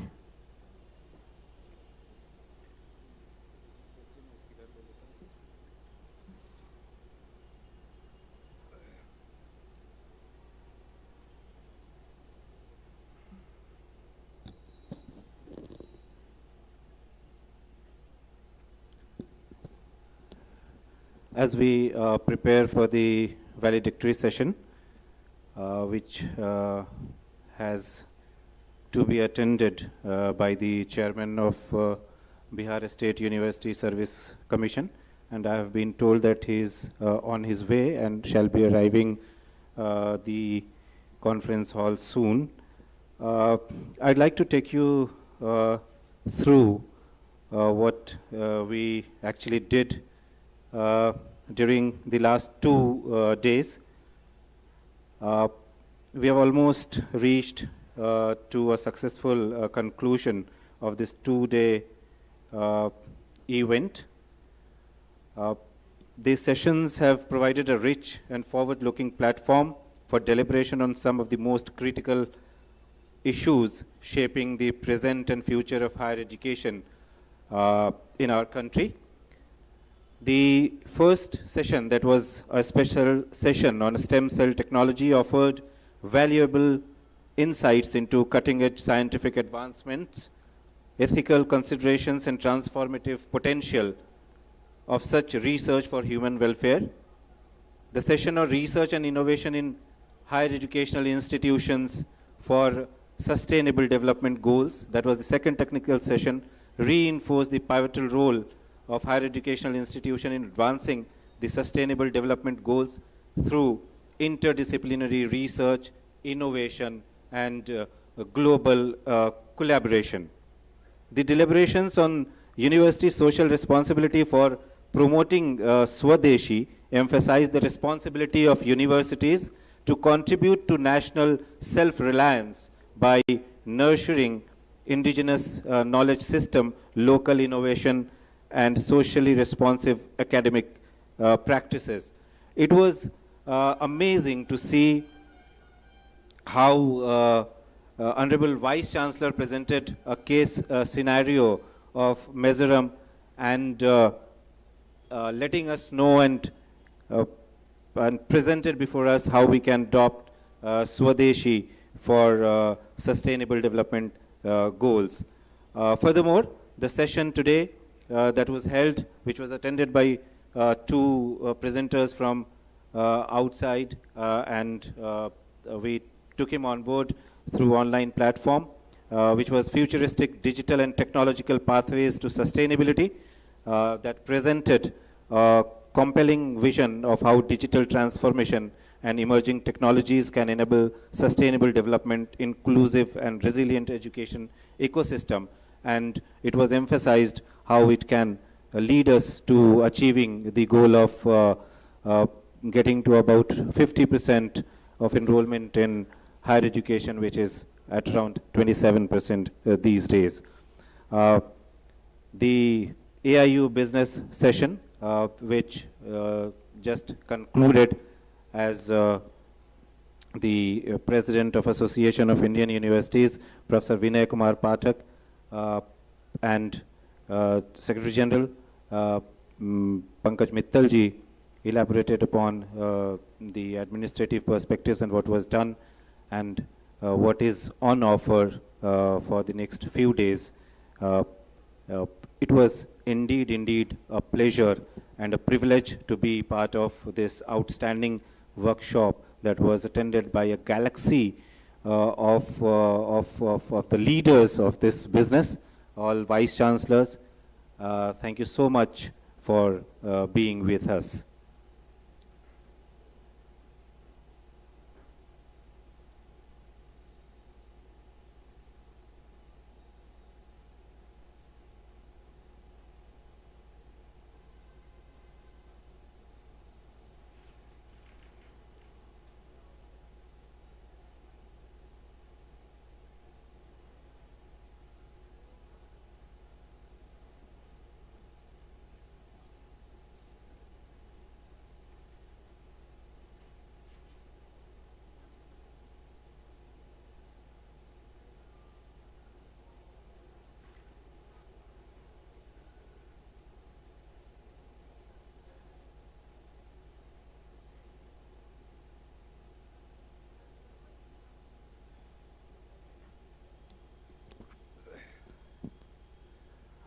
Since the stage is all set for the valedictory session, it would be great to have the Vice Chancellor of the host university, Professor Sharad Kumar Yadav sir, to please come up stage and be with us.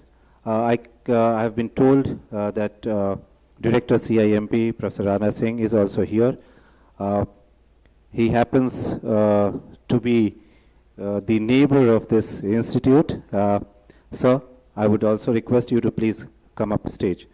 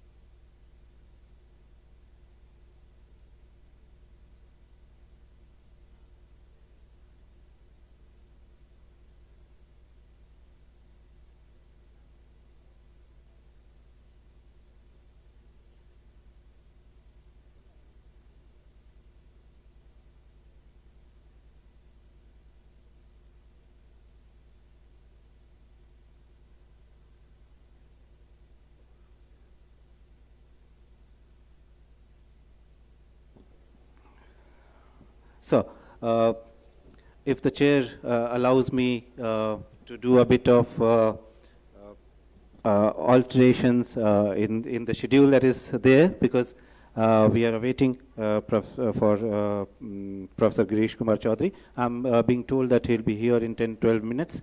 So please, I request you to kindly allow me to do a few alterations in the program and let us move ahead. Sir, if you allow me, may I please invite Dr. Rupesh, who is the proctor of Aryabhatta Knowledge University, to present a report of what we did.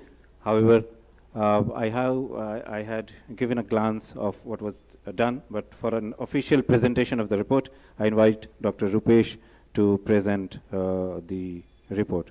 Over to Dr. Rupesh.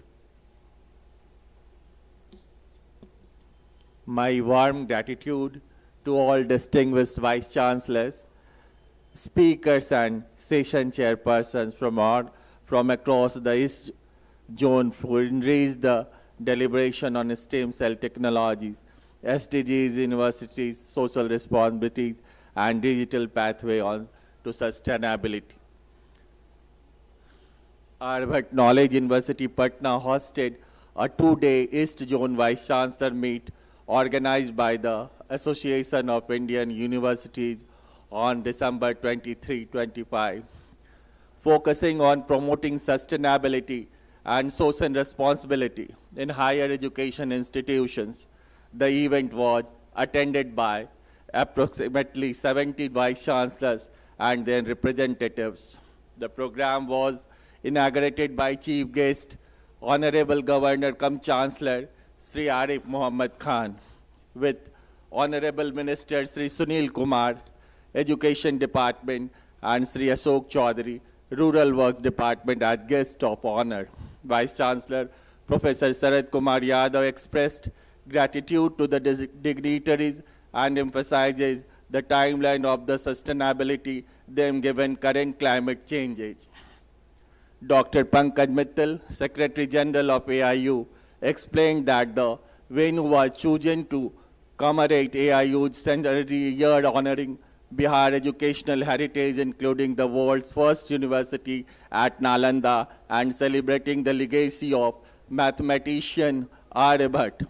She appreciated the university's effort in promoting research and development in higher education. Professor Vinay Kumar Pathak sir, AIU President, stressed the importance of covering education with village development and technical innovations for sustainable growth. Honorable Minister Sri Sunil Kumar highlighted Bihar efforts to receive its educational heritage through modern institutions and government schemes like Student Credit Card Yojana, and Jal Jeevan Haryali for sustainable development. Sri Ashok Chaudhary informed that Bihar currently was 15 universities serving approximately 15 lakh students, and the Chief Minister planned to create a separate higher education department to improve quality and employability. Governor Sri Arif Muhammad Khan emphasizes that education should focus on self-improvement, innovation, and inculcating values to compassion and service, reminding everyone that sustainability has always been embedded in India's traditional educational philosophy. During the inaugural session, a book on psychology authored by our registrar, Dr. Niranjan Prasad Yadav, University Registrar, was released. A special session on stem cell also and technology and regenerative medicine features experts discussing how this emerging field contributes to sustainable development through improved healthcare, ethical medical practices, and reduced environmental burdens while aligning with multiple sustainable development goals. The final technical session on research and innovations featured presentations including Nalanda University's net zero campus concept with zero energy, water, and waste. The speakers emphasizes the universities should produce green jobs and foster green entrepreneurship, ensuring students can drive a sustainable economy. The session on university social responsibility for promoting Swadeshi highlighted practical research applications and inclusive approaches to sustainability. Examples included Jharkhand Rai University's work with the Asur tribe anthropology subject on traditional iron and processing, and Assam University efforts to receive extinct art forms and organize equative festivals around wetlands. The speaker agreed that speakers agreed that universities should act as agents of change by integrating sustainability into curriculum and promoting socially relevant research and development. Thank you very much.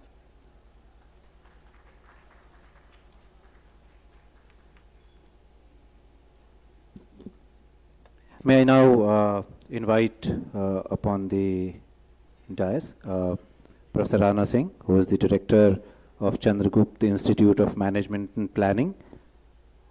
I have got multiple opportunities to listen to him. There have been deliberations organized by the Department of Higher Education here. He definitely is a very good orator and an extremely good planner. So it's an honor to listen from your side. I invite you for a few words regarding this two-day conference. So.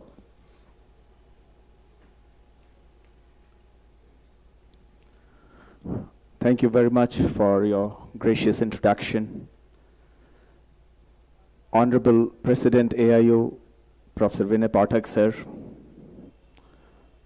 Honorable Secretary General AIU, Madam Pankaj Mittal, Honorable Vice Chancellor AKU, Sharad Yadav sir, Honorable Vice Chancellors of multiple universities, Deans, Directors, faculty colleagues, members from the media, a very warm good afternoon to each one of you. It's indeed a pleasure, privilege, honor, and delight to be amongst you and in front of you to share my thoughts. At the outset, I would like to place on record my deep sense of thanks and gratitude to both the eminent members from AIU, Honorable President and Honorable Secretary General, for choosing Bihar, Patna, and AKU in particular for hosting this marvelous event. As the country is leaping towards the structural interventions towards the accomplishment of the envisioned goals and objectives of Viksit Bharat 2047, I am sure all the states, universities, and Niti Aayog in particular, they are moving forward and ensuring an exponential growth trajectory. I was delighted to listen to the deliberations by multiple vice chancellors who shared their thoughts, views, ideas, action plans, strategic roadmap, interventions, and the key achievements by their respective universities. Let me place on record my deep sense of thanks and gratitude to our Honorable Prime Minister, who has consistently been talking from the ramparts of Lal Killa about how to make our great country yet greater and make Viksit Bharat. And I'm sure education is going to play a tremendous role in making our great country a developed economy by 2047. I'll take you back in the annals of history, and I'll take the name of Aurobindo Ghosh, who was a very eminent philosopher. And it is time for us to understand the recommendations given by him to focus on integral education, which talked about mental, physical, psychic, spiritual, and vital. Mental, physical, psychic, spiritual, and vital. I'm sure most of us as university leaders, vice chancellors, we have been focusing more on the mental and physical dimensions. The psychic, spiritual, and the vital dimensions still go uncared for to a phenomenal extent. So here is the time and opportunity for us to focus on the other three dimensions as well. While we are focusing to accomplish the recommendations and regulations expected in the National Education Policy with an optimal focus on outcome-based education.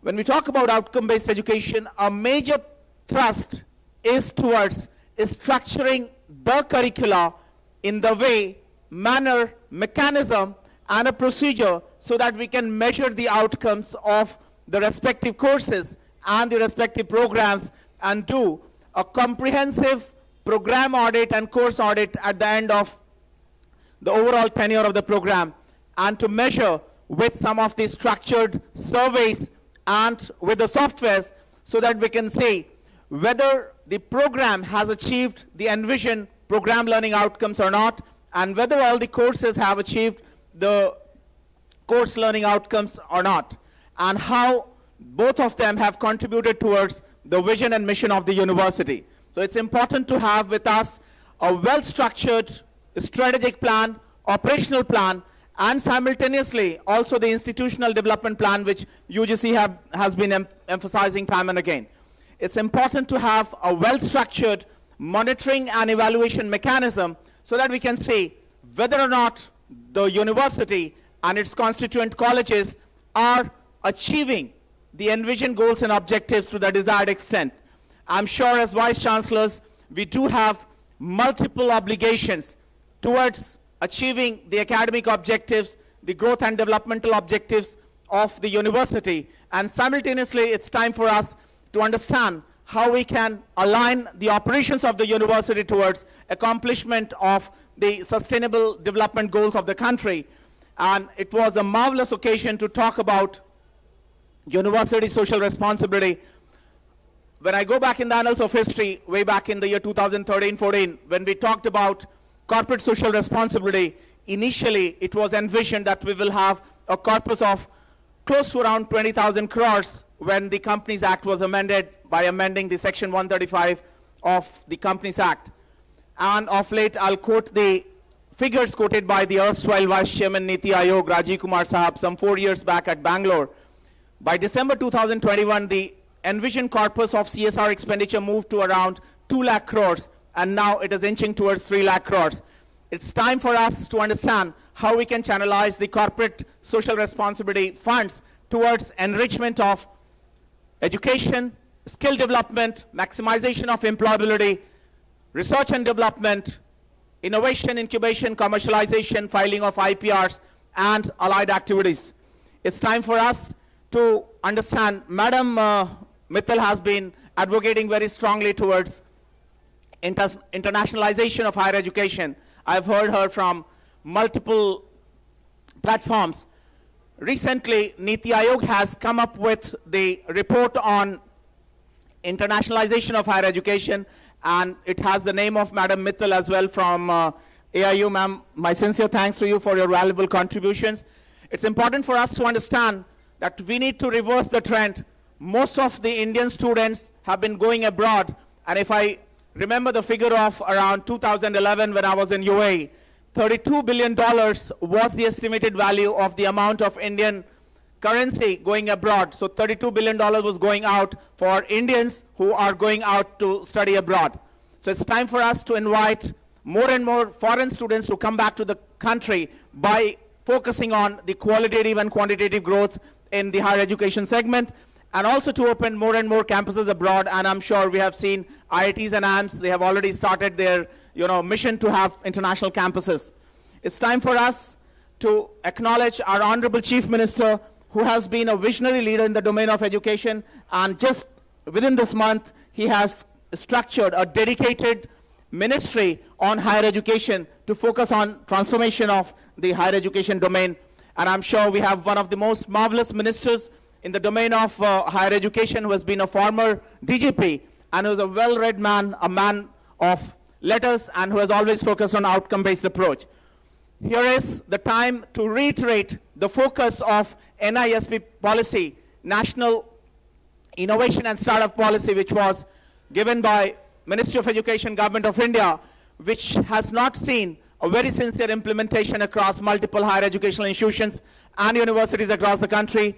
I'll take this opportunity to make a humble appeal to all the Honorable Vice Chancellors to focus on implementation of NISP policy in letter and spirit, and to maximize the budgetary allocation on innovation, on startups, incubation, commercialization, publication of IPRs, getting the IPRs registered with the national regulators. It's important for us to understand the changing dynamics, the changing ecosystem of higher educational institutions. I was delighted to listen to the words of the partner of eCareer. Can we think of how higher education domain is going to make a transition in the next 20 years? So here is the time and opportunity for us to understand the manpower requirements of the changing times with changing technologies. Recently, I was going through a report, almost 8,000 people were done away with from a company like IBM in India. So the pace at which the jobs which are reiterative in nature are going to be done away with by artificial intelligence. So time for us to understand the changing requirements, the optimal blend of knowledge, skills, and competencies which is going to be required by the corporate world in India and outside India, as India is one of the largest exporters of skilled manpower.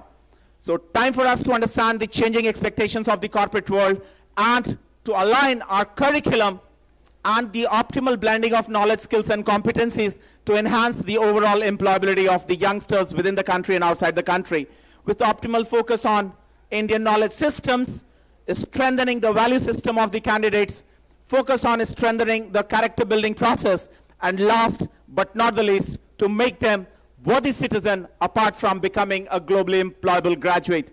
So I think it's time for us to understand and internalize the changing times, changing technologies, and we are in the era of artificial intelligence. Let me take you to the annals of history. Way back in the year 2015-16, UAE, as a small country, they created a dedicated ministry on AI. Dedicated universities are coming in the domain of AI.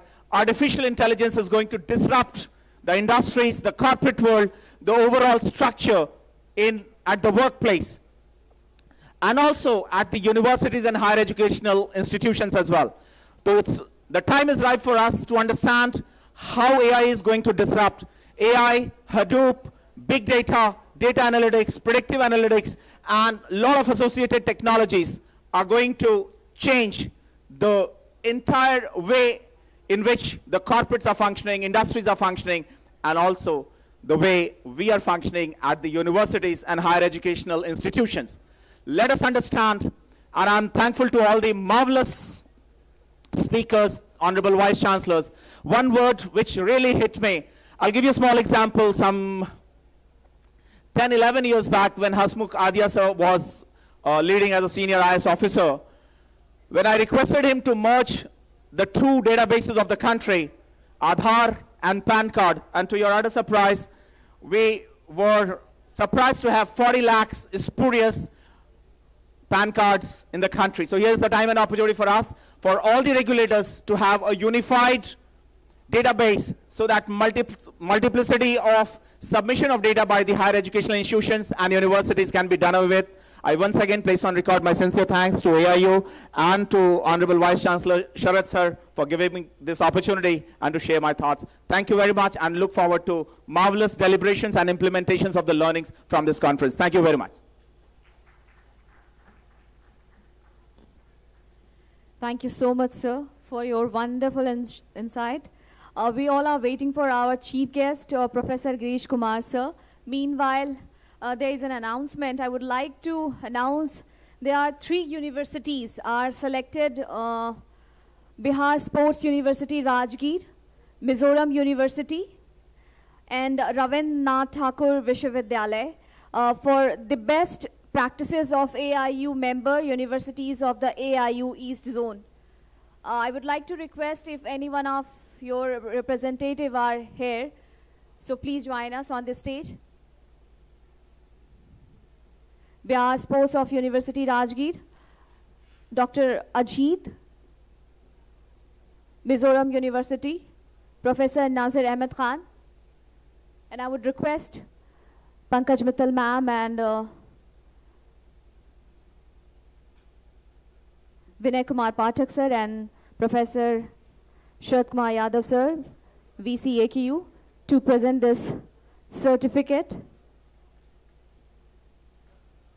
For the आप सभी को पता है कि best practices पे कितना जोर होता है आजकल. एसोसिएशन ऑफ इंडियन यूनिवर्सिटीज़ ने अलग अलग यूनिवर्सिटीज़ के बेस्ट प्रैक्टिसेस. और कोई university sir from Mizoram university? Mizoram sir please sir.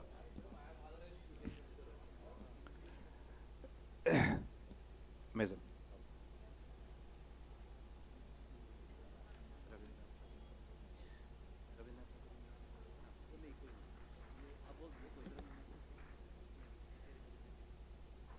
Sir, if you wish to explain anything about your this best practices, then you.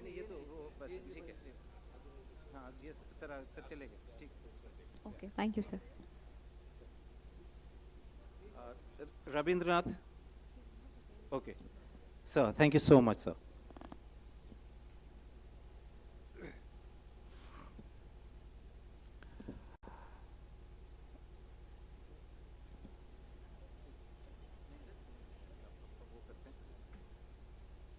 अब वैलिडिक्टरी सेशन की शुरुआत वैसे तो हम चेयर के इजाज़त से, sir with your permission we have already started with valedictory session. हर इवेंट या हर एक प्रोग्राम की जो ख़ास तौर से इस तरह से आपके लिए सजाई जाती है, हालांकि हम सभी लोग यहाँ पे एकेडमिशियंस बैठे हैं और कई दफ़ा ऐसा होता है कि ये हमें पसंद नहीं होता, लेकिन ये अपॉर्चुनिटीज़ होती हैं जो प्रेस को फ़ोटोग्राफ्स जाते हैं और उसकी वजह से इस तरह के प्रोग्राम को जो हम 70-80 लोग 100 लोग बैठ के यहाँ करते हैं, और जब इसकी तशहीर, इसका एडवर्टीज़मेंट, इसके बारे में इंफॉर्मेशन बाहर जाती है और जो डिस्कशंस हमने यहाँ किया है वो अलग अलग कॉर्नर्स में मीडिया के थ्रू जब जाता है, तो उसके लिए कुछ ऐसे पल हम सजोने की कोशिश करते हैं जिनको कैमरों में कैद किया जा सके. आई एम श्योर कि हम में से बहुत लोगों को ये फॉर्मेलिटीज़ पसंद भी नहीं होती. इस वैलिडिक्टरी सेशन में सर विथ योर परमिशन मैं चाहूँगा कि होस्ट यूनिवर्सिटी के वाइस चांसलर की तरफ से एक बुके और शॉल के साथ फेलिसिटेट करें पहले अपने मेहमानों को. Chairperson president of association of Indian universities को इस वैलिडिक्टरी सेशन में उनका स्वागत करें, उनको फेलिसिटेट करें, और फिर सर AKU के vice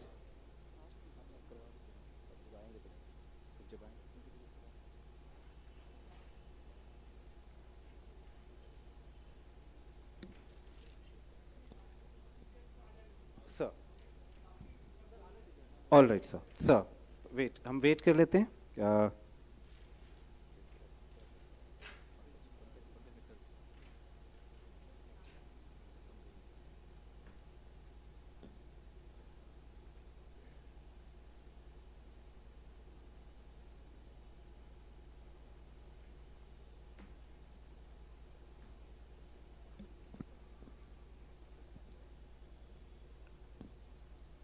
the Vice Chancellor of the host university, Aryabhatta Knowledge University. I request you to give the official welcome address for this session. Sir.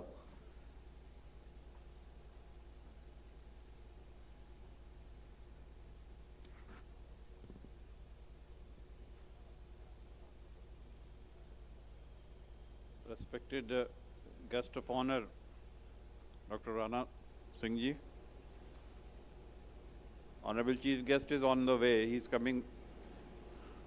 Professor Girish Kumar Chaudhary, President AIU, Professor Vinay Kumar Pathak ji, Secretary General AIU, Dr. Mrs. Pankaj Mittal ji, distinguished Vice Chancellors from East Zone, esteemed representatives of Association of Indian Universities, respected dignitaries, faculty members, scholars, dear guests, press and media.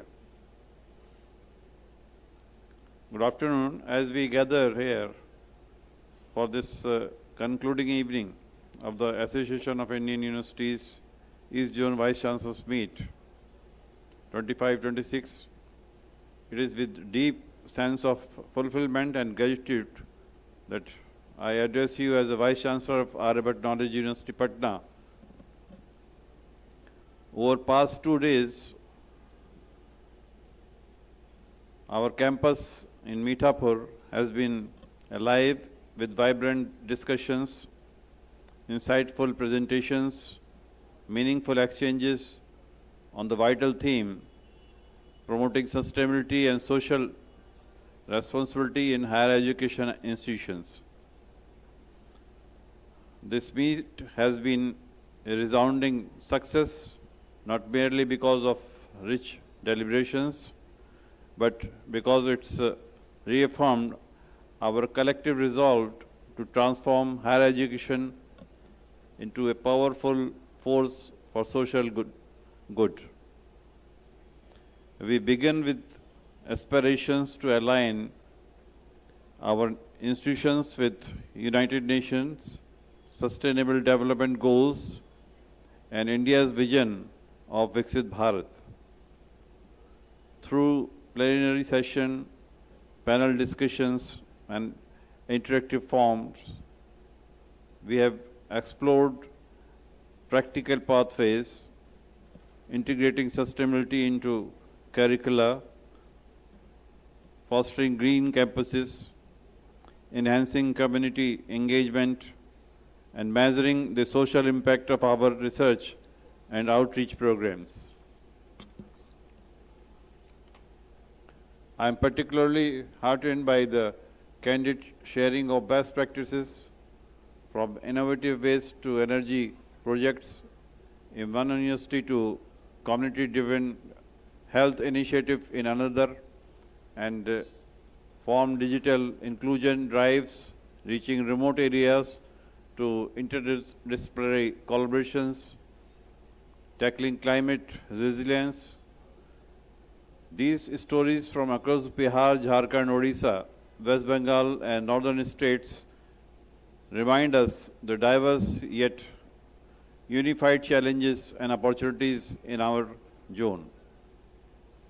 Your contributions has enriched us all, sparkling ideas that will undoubtedly translate into actionable policies and programs back on our respective campuses. A special word of thanks to Association of Indian Universities for entrusting us with the responsibility for their unwavering support in organizing this event.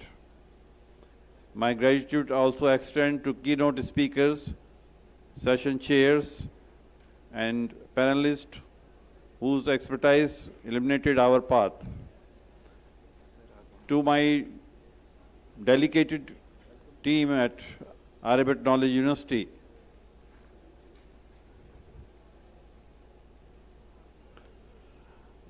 I welcome our chief guest also. To my dedicated team at Aryabhatta Knowledge University, the faculty, staff and students who worked tirelessly to ensure seamless hospitality reflecting Bihar warm traditions. You have made us proud host. As we bid farewell, let us carry forward the spirit of this meet. Sustainability, social responsibility are not peripheral pursuits. They are imperative for relevance and legacy of our institutions. Let us commit to nurturing graduates who are not just skilled professionals but conscious citizens, stewards of the environment and champions of equity. In the words of Aryabhatta, whose name was our university bears, true knowledge illuminates the world. Let us, our actions now illuminate a sustainable and just future. With these thoughts, I declare East Zone Vice Chancellors meet formally concluded. Safe travel home, and may our paths across soon in the service of higher education. Thank you very much. Jai Hind, Jai Bharat.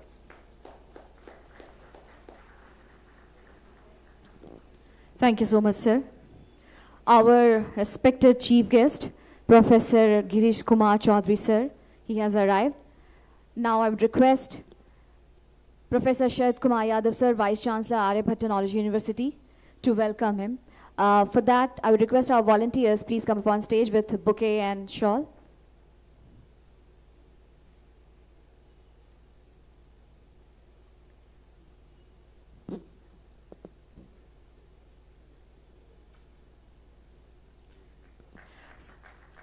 Including, I would request Pankaj Mittal ma'am and Vinay Kumar Pathak sir. You both felicitate, you both welcome our chief guest. AIU VC is presenting this beautiful memento to our chief guest. I would request Pankaj ma'am, please join.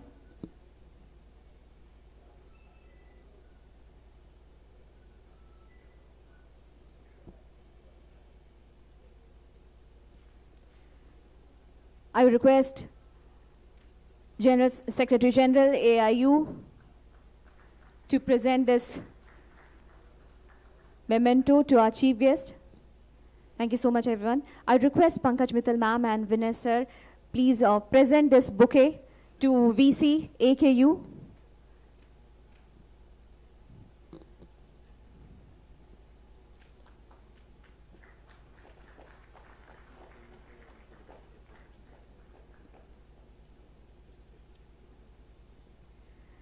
And now I would request Dr. Niranjan Prasad Yadav, Registrar Aryabhatta University, and Dr. Rupesh Kumar Proctor, Aryabhatta University, please join us on the stage. And I would request Pankaj Mittal ma'am and Vinay Pathak sir to felicitate them with flower bouquet and this beautiful memento.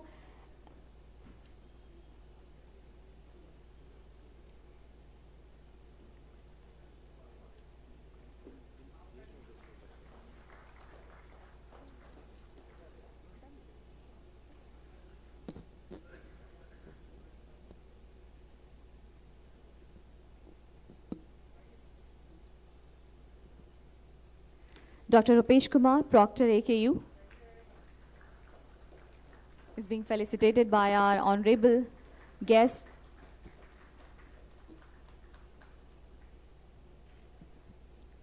Thank you so much, everyone. संभावनाएं सोच में परिवर्तित होती हैं और सोच परिणाम में। इस 2 दिवसीय आयोजन के पीछे जिनकी सोच रही है,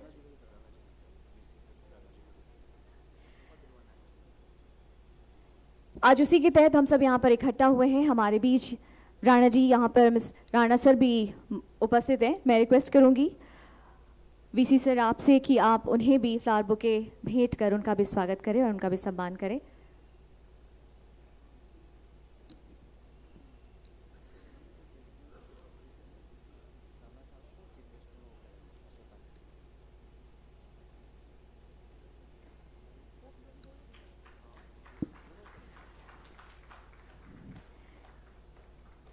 And now I request AIU Secretary General and President, sir, you both present the bouquet and shawl to Mr. Rana, sir.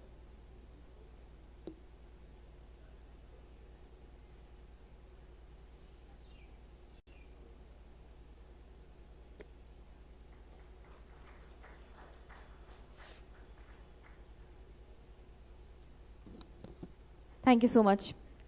तो मैं जैसा कह रही थी कि संभावनाएं सोच में परिवर्तित होती हैं और सोच परिणाम में, तो जिनकी सोच के परिणाम का ये नतीजा है जिस बावजूद हम यहाँ पर उपस्थित हैं, जिसकी बदौलत हम यहाँ पर उपस्थित हैं, secretary general AIU doctor Pankaj Mittal ma'am, जिनकी सोच का, जिनकी मेहनत का, जिनकी कोशिश और काविशों का नतीजा है कि आज हम सब यहाँ पर उपस्थित हुए हैं और 2 दिनों का ये खूबसूरत सा आयोजन सक्सेसफुल हो पाया है। मैं उन्हें एड्रेस के लिए इनवाइट करती हूँ इन 2 पंक्तियों के साथ कि तुम सोच रहे हो बस बादल की उड़ानों तक, तुम सोच रहे हो बस बादल की उड़ानों तक, मेरी तो निगाहें हैं सूरज के ठिकानों तक। I would request you ma'am, please address us.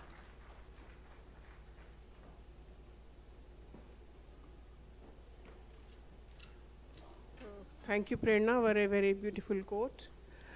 A very good afternoon to all of you, and welcome to the valedictory session of the 2-day conference of the Vice Chancellors of the East Zone. The chief guest of today's function, Professor Girish Kumar Chaudhary ji, who is the chairman of Bihar State University Service Commission. Professor Rana, who is the guest of honor. Professor Vinay Pathak, the Honorable President of AIU. Professor Sharad Yadav, the Vice Chancellor of Aryabhatta Knowledge University. Professor G.D. Sharma, the past President of AIU. The esteemed Vice Chancellors who have gathered here from all over the East Zone. The faculty members, research scholars who are present here. The coordinators of this workshop, Dr. Rupesh and Dr. Vijendra Kumar from AIU, who have been working very hard for this conference.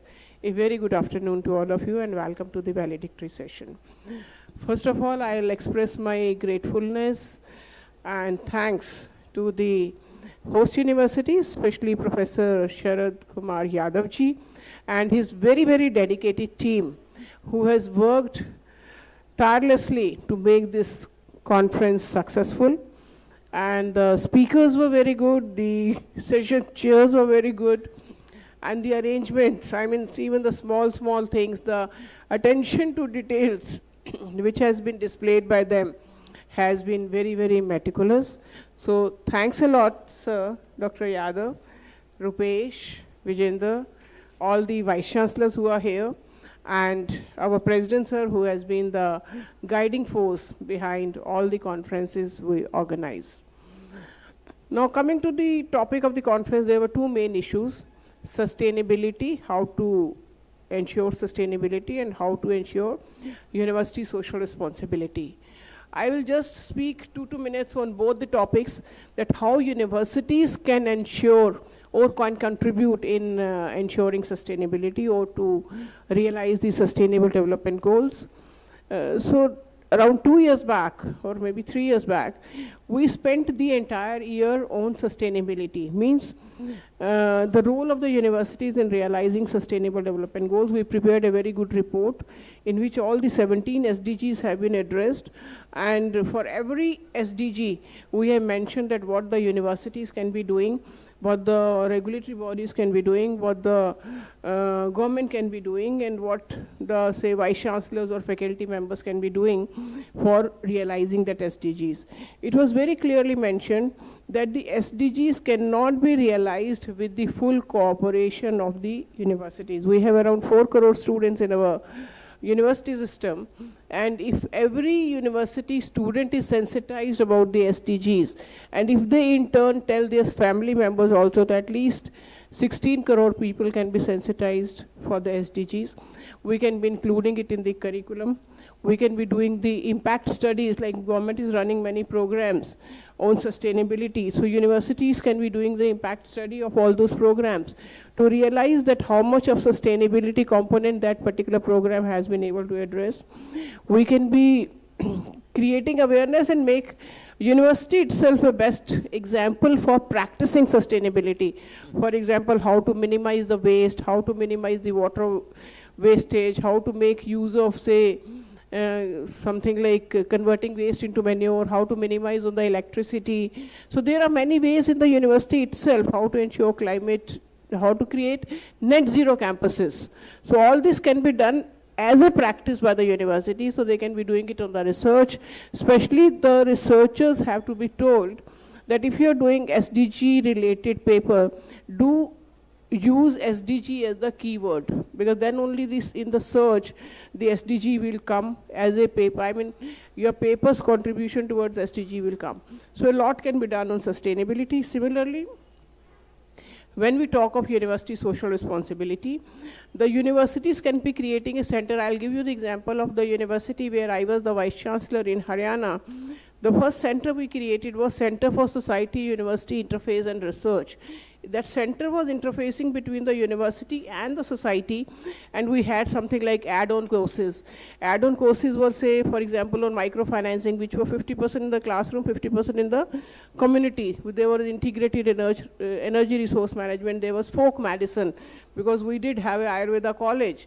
So the students used to go to the village women and ask them that what is the various diseases, whether in the men or cattle, which they see, and what are the cures for that disease. For example, एक rural women, she told कि हमारी भैंस में जब ये लक्षण दिखाई देते हैं तो हम उसकी पूंछ पे ये वाला बेल बांध देते हैं और वो लक्षण ठीक हो जाते हैं.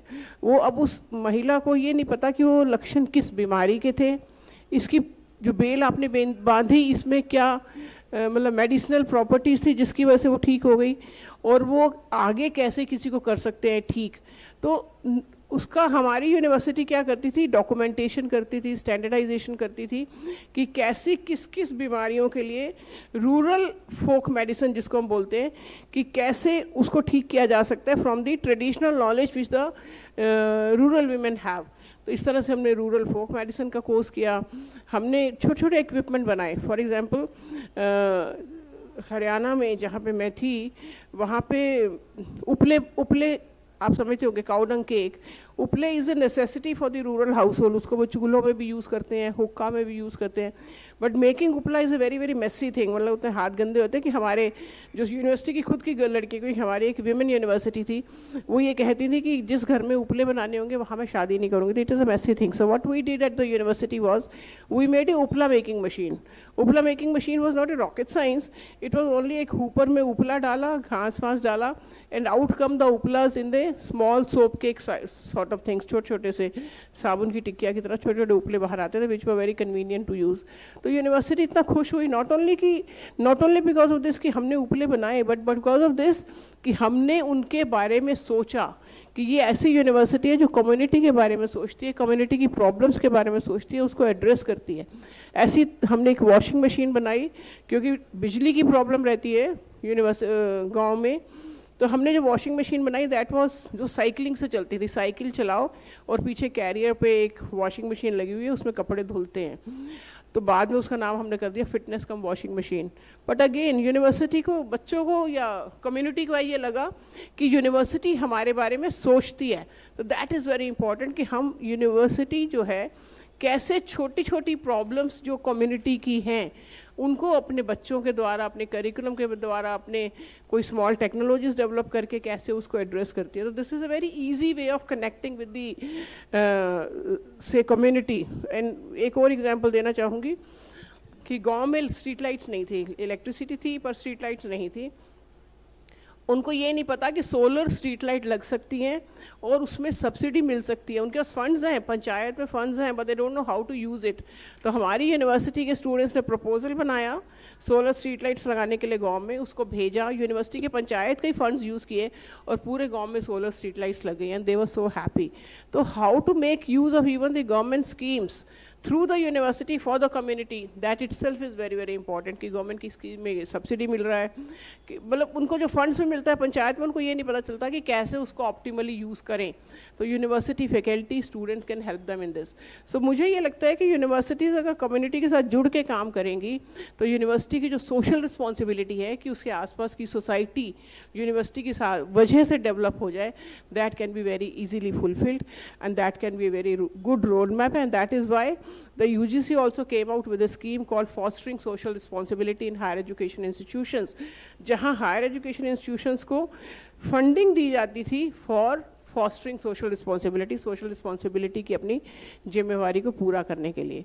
तो मुझे लगता है कि इस 2 दिन की कॉन्फ्रेंस में हमें बहुत सारे इस तरह के आइडियाज़ मिले हैं कि कैसे हम सस्टेनेबिलिटी को प्रमोट कर सकते हैं, कैसे हम स्वदेशी को प्रमोट कर सकते हैं और कैसे हम यूनिवर्सिटी सोशल रिस्पॉन्सिबिलिटी को प्रमोट कर सकते हैं.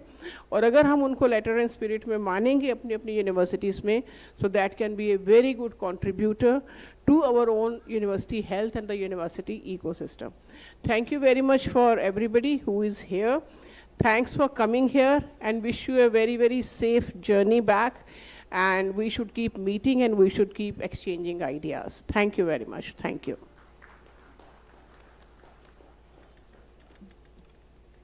Thank you so much, ma'am. And now to address us, I would like to request President AIU, Professor Vinay Kumar Pathak, sir. Please come here.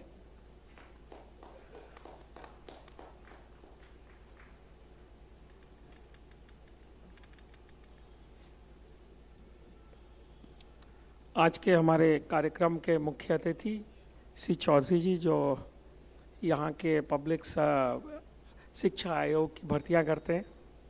सचमुच बहुत कठिन काम होगा आपका. हमारे Chanakya Gupta school of management के राणा साहब, इस विश्वविद्यालय के हमारे कुलपति प्रोफेसर शरद कुमार यादव जी, और हमारी secretary general Pankaj Mittal madam, और हम सभी के कलीग्स जो यहाँ पर 1.5 दिन से हम लोगों के साथ हैं. सचमुच वैलिडिक्टरी का जो सेशन होता है वो बहुत भावात्मक होता है, क्योंकि हम 1-1.5 दिन पूरे साथ चले होते हैं, साथ चर्चा करते हैं, साथ बहुत सारी बातें करते हैं. और मैं सबसे पहले तो धन्यवाद देना चाहता हूँ शरद जी को, विजेंद्र को, रूपेश जी को और रजिस्ट्रार साहब को, और AIU की सेक्रेटरी जनरल मैडम को भी, कि उन्होंने इस बार के कॉन्फ्रेंस के लिए बिहार चुना. जब तक आदमी बिहार और उत्तर प्रदेश में नहीं जाता है तब तक वो भारत में नहीं आता है. हालांकि AIU की सारी कॉन्फ्रेंसेस इंडिया में होती हैं, लेकिन भारत में भी कभी कभी होती हैं. ये पहली कॉन्फ्रेंस ऐसी है जो भारत में हो रही है.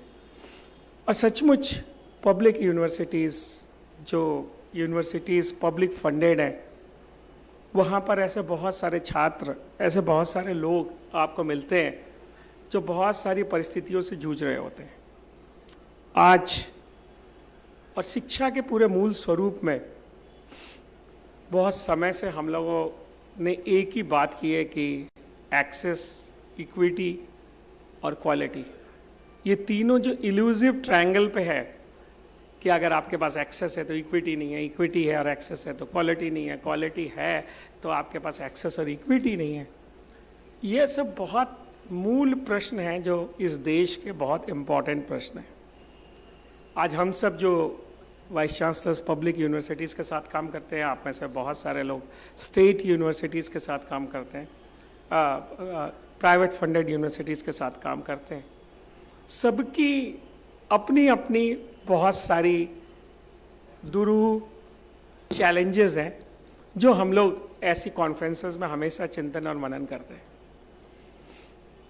और सबसे जो एक चिंतन की बात है जो हम सब लोगों को, मंच पर बैठे हुए हम सब लोगों को और मंच पे बैठे हुए उस तरफ के लोगों को, और हमारे जो युवा मित्र हैं जो इस विश्वविद्यालय के छात्र हैं, उनकी आंखों में देखकर जो पॉलिसी मेकर्स हैं और पॉलिसी होल्डर्स हैं, क्या वो सब युवाओं को इस देश के वो हम जो है अपॉर्चुनिटी उन्हें दे रहे हैं जिसके वो लायक हैं कि नहीं है. ये प्रश्न मौलिक प्रश्न है, फंडामेंटल क्वेश्चंस है. आज हम में से बहुत सारी यूनिवर्सिटीज़ कहती है कि हमने 1000 स्टार्टअप्स खोले, बहुत सारी यूनिवर्सिटीज़ कहती है हम 100% प्लेसमेंट्स दे रहे हैं। फिर भी एक प्रश्न होता है कि अगर हम 100% प्लेसमेंट्स दे रहे हैं तो क्या वो 100% प्लेसमेंट्स उस प्लेसमेंट्स के रेट से है जो हमारे दूसरे देश या साउथ एशिया के देश या डेवलप्ड नेशन अपने युवाओं को दे रहे हैं, वैसा हम दे पा रहे हैं कि नहीं दे पा रहे हैं? ये निश्चय ही एक इम्पॉर्टेंट बात है कि हम स्वतंत्रता से आगे बढ़े हैं इन 60 वर्षों में, लेकिन ये भी एक इम्पॉर्टेंट बात है कि हम अपने युवाओं को वो अपॉर्चुनिटी, वो सैलरी, वो तेज़ी से बढ़ता हुआ जो मनी है, वो अभी युवाओं को मुहैया कराने में हम नहीं हैं। जो स्टूडेंट गांव में पढ़ रहे हैं, जो स्टूडेंट गरीब घर गए, जैसे हम लोगों की एक चौधरी साहब की या यादव जी की या पंकज मैडम की या हमारी जो भी एक पीढ़ी है, उसमें जिसके पास नहीं था उसने भी पब्लिक फंडेड और टॉप मोस्ट इंस्टीट्यूशन में आकर पढ़ाई की है। क्या वैसा हम कर पा रहे हैं इस समय कि नहीं? क्या हम उस लास्ट व्यक्ति को, जो अंतिम व्यक्ति है या अंतिम स्टूडेंट है जिसे पढ़ने के लिए, अभी बहुत सारी बातें हमने स्टार्टअप्स की करी, तो क्या केवल आईआईटी और आईआईएम्स में स्टार्टअप हो रहा है या गांव के उस व्यक्ति को जिसे वो भले ही भाषा से कनेक्टेड ना हो पर उसके पास जो आइडिया है उसकी आइडिया को भी नर्चर करके हम आगे बढ़ रहे हैं कि नहीं बढ़ रहे हैं? ये सारे फंडामेंटल क्वेश्चन हैं और सोसाइटी के लिए बहुत इंपॉर्टेंट है। अभी हाल में आपने जो अपने 2 पड़ोसी देशों के बारे में और युवाओं के बारे में देखा है, वो इन्हीं बातों का रिजल्टेंट है कि उनके जो नीति निर्धारक हैं उन्होंने उस बातों पे बहुत से ध्यान नहीं दिया। हमारी विश्वविद्यालय रैंकिंग्स में बढ़े, हम इंफ्रास्ट्रक्चर में बढ़े, लेकिन ये जो विश्व है इस समय का, जहाँ पे बहुत सारा कंपटीशन है, वो इस बात पे डिपेंडेंट नहीं है कि हम कितना आगे बढ़ रहे हैं, वो इस बात पे डिपेंडेंट है कि हमारा जो कॉम्पिटिटर है वो किस स्पीड से बढ़ रहा है। और आज हम लोगों ने देखा कि बहुत सारी technologies, Nokia phone, Kodak film और बहुत सारी, और हमारे ही रहते रहते आपके जो है वो आईसी इंजन्स, आईसी ऑटोमोबाइल्स, सब के सब ऑब्सोलीट हो गए क्योंकि बहुत सारी नई टेक्नोलॉजीज़ आई हैं और बहुत सारी नई टेक्नोलॉजीज़ तेज़ी से आ रही हैं। अभी हमारे एक मित्र ने और जो मैनेजमेंट ने बोला एआई, डेटा साइंस हम सब लोग करते हैं, पर आज क्या हमारे पास इतनी कैपेबिलिटीज़ हैं कि हम अपने हर स्टूडेंट को एआई सिखा सकते हैं?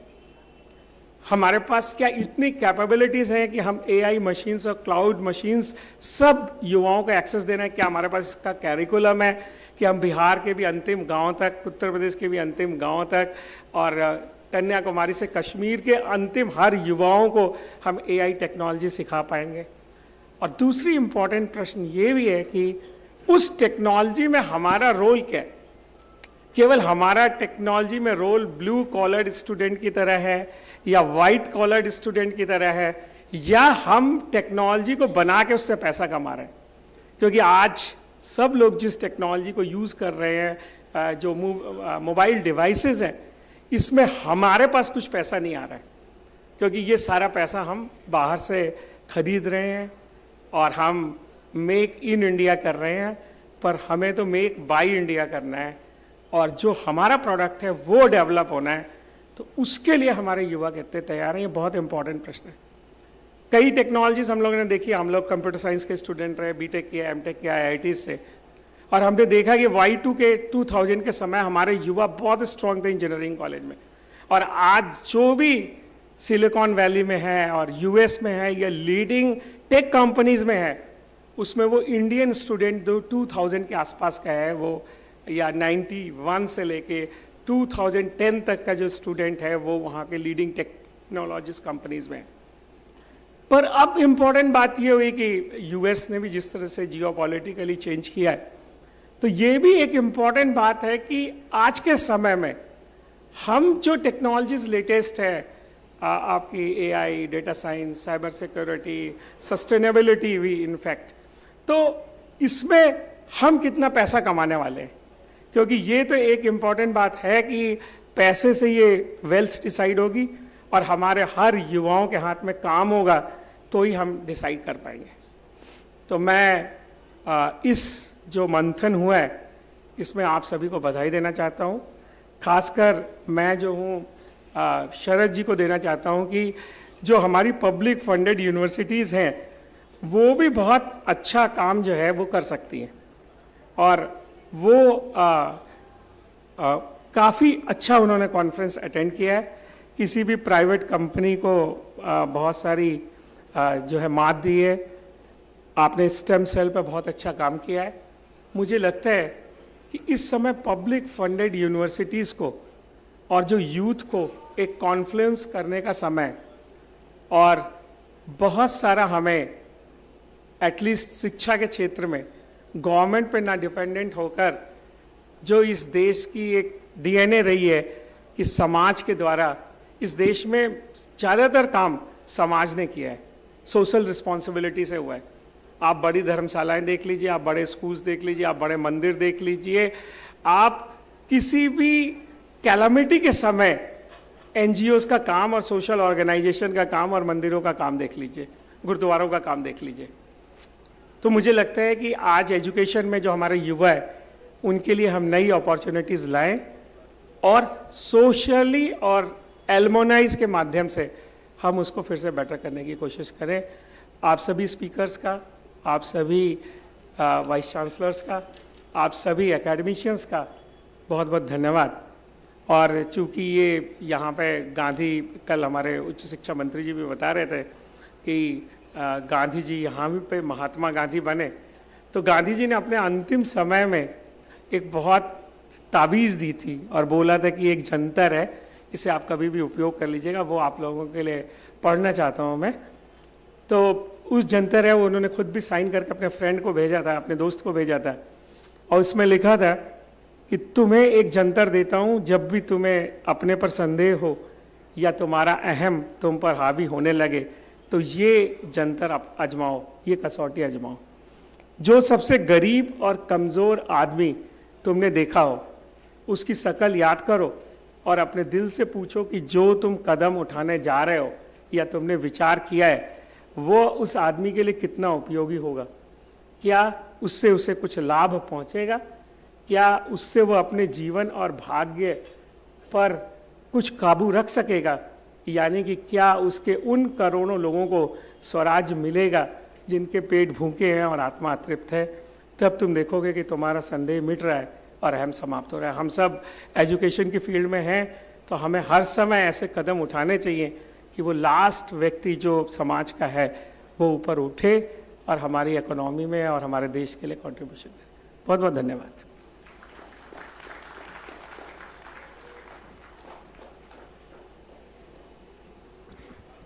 Thank you so much, sir. And now, to address us and to guide us, I would like to request our chief guest, respected Professor Girish Kumar Chaudhary, sir. He is a distinguished educationist and administrator, serving as the chairman of the Bihar State University Service Commission. In this role, he has been instrumental in shaping and streamlining faculty recruitment and employment across university. Sir, I request you please guide us. Ladies and gentlemen, a huge round of applause for Girish, sir.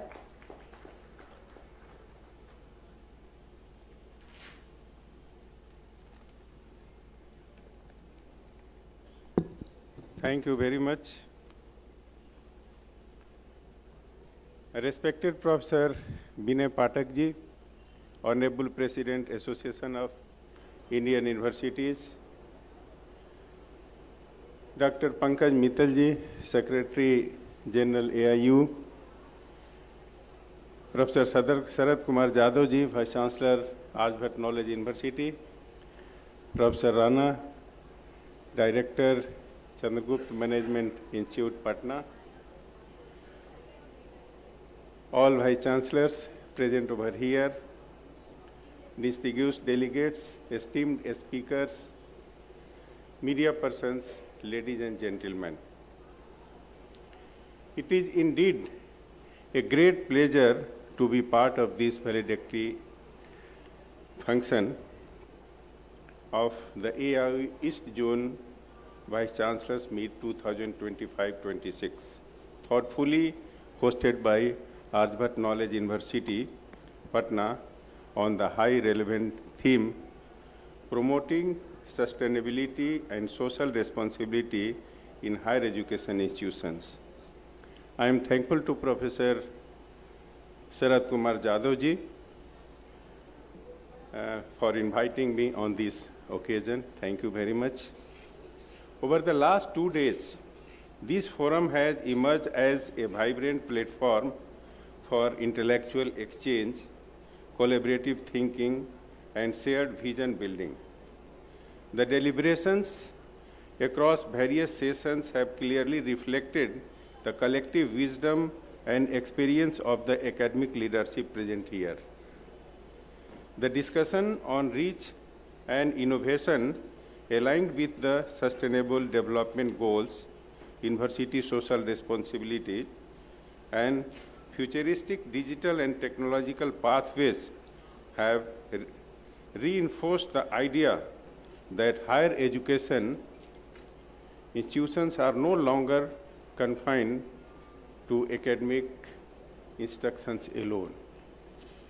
They are catalysts for innovations, inclusion, ethical governance, and sustainable development. The interaction with experts, vice chancellors, and EdTech stakeholders were particularly enriching. They reminded us that embracing technology with responsibility, strengthening research ecosystems, and engaging meaningfully with society are essential for university to remain relevant and impactful in a rapidly changed global landscape. I would like to place on record my deep appreciation for the Association of Indian Universities under the visionary leadership of its President, Professor Binay Kumar Pathak ji, and the dedicated guidance of Dr. Pankaj Mittal ji for consistently creating such valuable platform that foster cooperation and shared learning among universities across the country. My sincere compliments to Professor Sarath Kumar Jadhav ji, Vice Chancellor, Aryabhatta Knowledge University, Patna, for the excellent organization, thoughtful planning, and warm hospitality. The seamless conduct of this meet reflects the academic commitment and administrative efficiency of the host institution. As we conclude this meet, the true success of our deliberations will lie in how effectively we translate these discussions into institutional policy, innovation practices, and social responsive actions.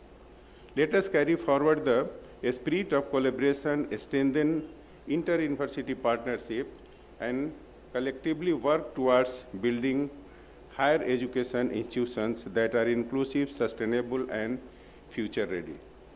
I am confident that the insights and recommendations emerging from this meet will have a lasting impact on the academic and social contribution of our universities, particularly in East Zone and beyond.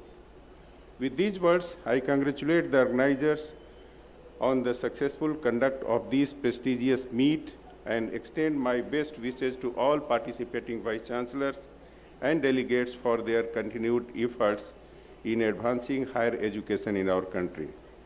I am confident that the outcome of this meet will translate into impactful action across our universities. Before concluding my speech, I would like to thank President of Association of Indian Engineers. उन्होंने कम समय में, आप सभी यहाँ vice chancellors हैं, अपने बातों में आप सबों को बहुत बड़ी ड्यूटी दे दी. लग रहा था कि वे स्पीच दे रहे थे, बट इनडायरेक्टली बहुत बड़ा चैलेंज आप लोगों के सामने है. फॉर एग्जांपल मैं कहूँ, जितने भी यूनिवर्सिटीज़ हैं, आप अभी वोकेशनल कोर्स चला रहे हैं. वोकेशनल कोर्स चलाने के पीछे सारे यूनिवर्सिटी का जो हमने घूमा है, देखा, उसका ये एम रहता है टू इंक्रीज द फंड. आप फंड इंक्रीज कर रहे हैं, लेकिन उस बच्चे को क्या पढ़ा रहे हैं, उसका सिलेबस रिवाइज हो रहा है कि नहीं, at par with today's demand वो है कि नहीं, ये हम वाइस चांसलर को देखना ज़रूरी है। हम ये महसूस कर रहे हैं कि जो भी आपके वोकेशनल कोर्स के बच्चे हैं उसको हम लोग अंत में एक सर्टिफिकेट दे देते हैं और इसको हम कभी मॉनिटर नहीं करते हैं कि इतने हमने वोकेशनल कोर्स चलाया उसमें कितने को जॉब मिला। मैं ये नहीं कहूँगा कि जब उसको 10 लाख 20 लाख या 50 लाख का हो, इतना भी जॉब उसको मिला कि नहीं वो अपने पैर पर खड़ा होकर अपना परिवार चला सके। ये बहुत बड़ी जिम्मेदारी है हम वाइस चांसलर को।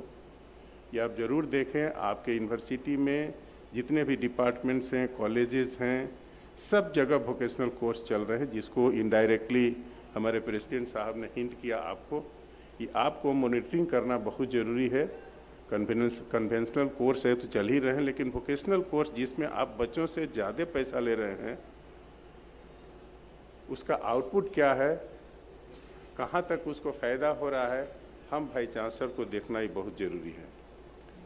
सो बहुत बहुत धन्यवाद अध्यक्ष महोदय, and thank you all for valuable participations. I wish you a safe journey back and continued success in your academic endeavor. Happy New Year 2026. Thank you. Jai Hind, Jai Bharat, Jai Bihar. Sir, आपने हमारा मार्ग प्रशस्त किया, हम आपका बहुत बहुत आभार व्यक्त करते हैं।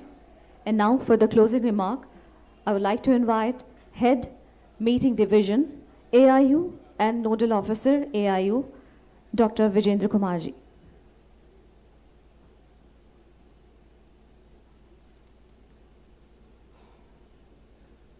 Honorable Chief Guest of the today's East Zone Vice Chancellor meet, Professor Girish Kumar Chaudhary sir, the Chairman of the Bihar State University Service Commission, distinguished guests on the dais, Professor Binay Kumar Pathak sir, our President AIU, Dr. Mrs. Pankaj Mittal, our Secretary General AIU, and Professor Sharad Kumar Yadav, Vice Chancellor Aryabhatta Knowledge University. Respected Vice Chancellors of East Zone, all the esteemed delegates and academicians, ladies and gentlemen, it is indeed my proud privilege to propose the vote of thanks for the AIU East Zone Vice Chancellors meet on behalf of AIU and our gracious host Aryabhatta Knowledge University, Patna. As a native of Bihar, it is also a proud moment for me and a deep personal pride for me to deliver the vote of thanks in my home state. Hosting such a gracious and distinguished national academic conference here truly reflects Bihar's growing academic vibrancy. At the outset, I express my deep gratitude to His Excellency, Professor Honorable Governor of Bihar, Sri Arif Muhammad Khan sir, for honoring the august gathering with his kind presence. His address, known for intellect depth, clarity, respective wisdom, was truly enriching. Listening to him is always worthwhile, and his inaugural speech has left lasting impression on all of us. I am honorable to higher education. I place confidence which conveys generous support. I sincerely thank conducting this AIU VC. My deep appreciation also goes to University for their AIU. I gratefully meet 2000 and VC USTM Meghalaya for his must thank our GC member Professor Dr. Rupesh Kumar, who is the nodal officer commander.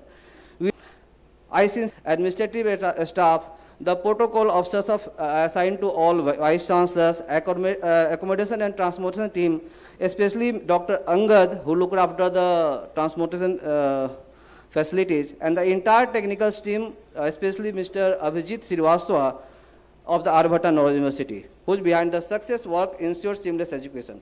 I also thank all the staff of Honorable Vice Chancellor's Office, especially Ms. Priya Menon, Smriti and Sunil ji for their constant support. And a special thanks to our anchors, Mrs. Prerna Pratap and Sri Javed Akhtar for the lastly बोलते हैं कि English तो लिखा हुआ चीज़ था, हिंदी में कुछ चीज़ बोलना चाहता हूँ। एक तो ये फॉर्मल वोट ऑफ थैंक्स था, नाउ मातृभाषा एक तो भारत और दूसरा बिहार, तो हिंदी में कुछ ना बोला जाए तो थोड़ा सा कमी रह जाएगी। सबसे पहले मैं जब एसजी मैम आई बिहार में तो बोलिए तो फर्स्ट कॉन्फ्रेंस में पटना का मोड़िया कैसा होगा, but ma'am was so impress with the Maurya hotel, उन्होंने बोला कि इससे अच्छा होटल तो मैंने देखा नहीं है.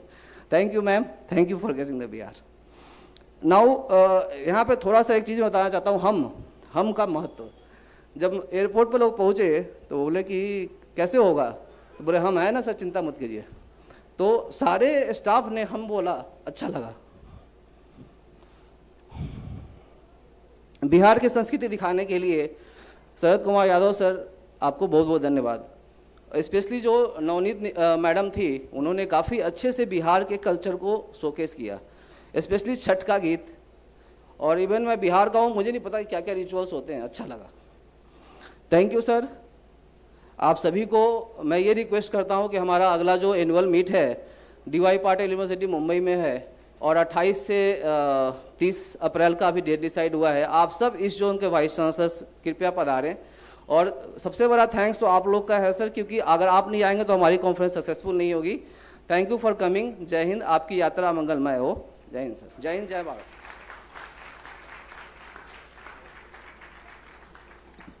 आप सबका धन्यवाद. इन 2 पंक्तियों के साथ मैं अब आखिर करना चाहूँगी कि यही किया है यही तमाशा, जहाँ रहेंगे वहाँ करेंगे. यही किया है यही तमाशा, जहाँ रहेंगे वहाँ करेंगे.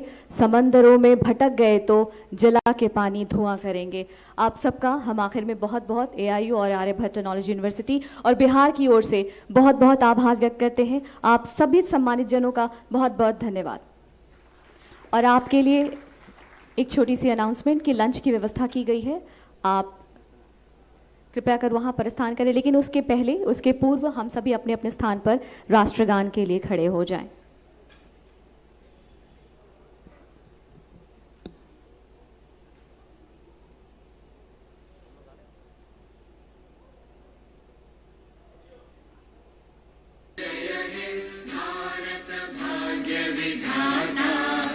पंजाब सिंध गुजरात मराठा द्राविड उत्कल गंगा विंध्य हिमाचल यमुना गंगा उच्चल जलधि तरंगा.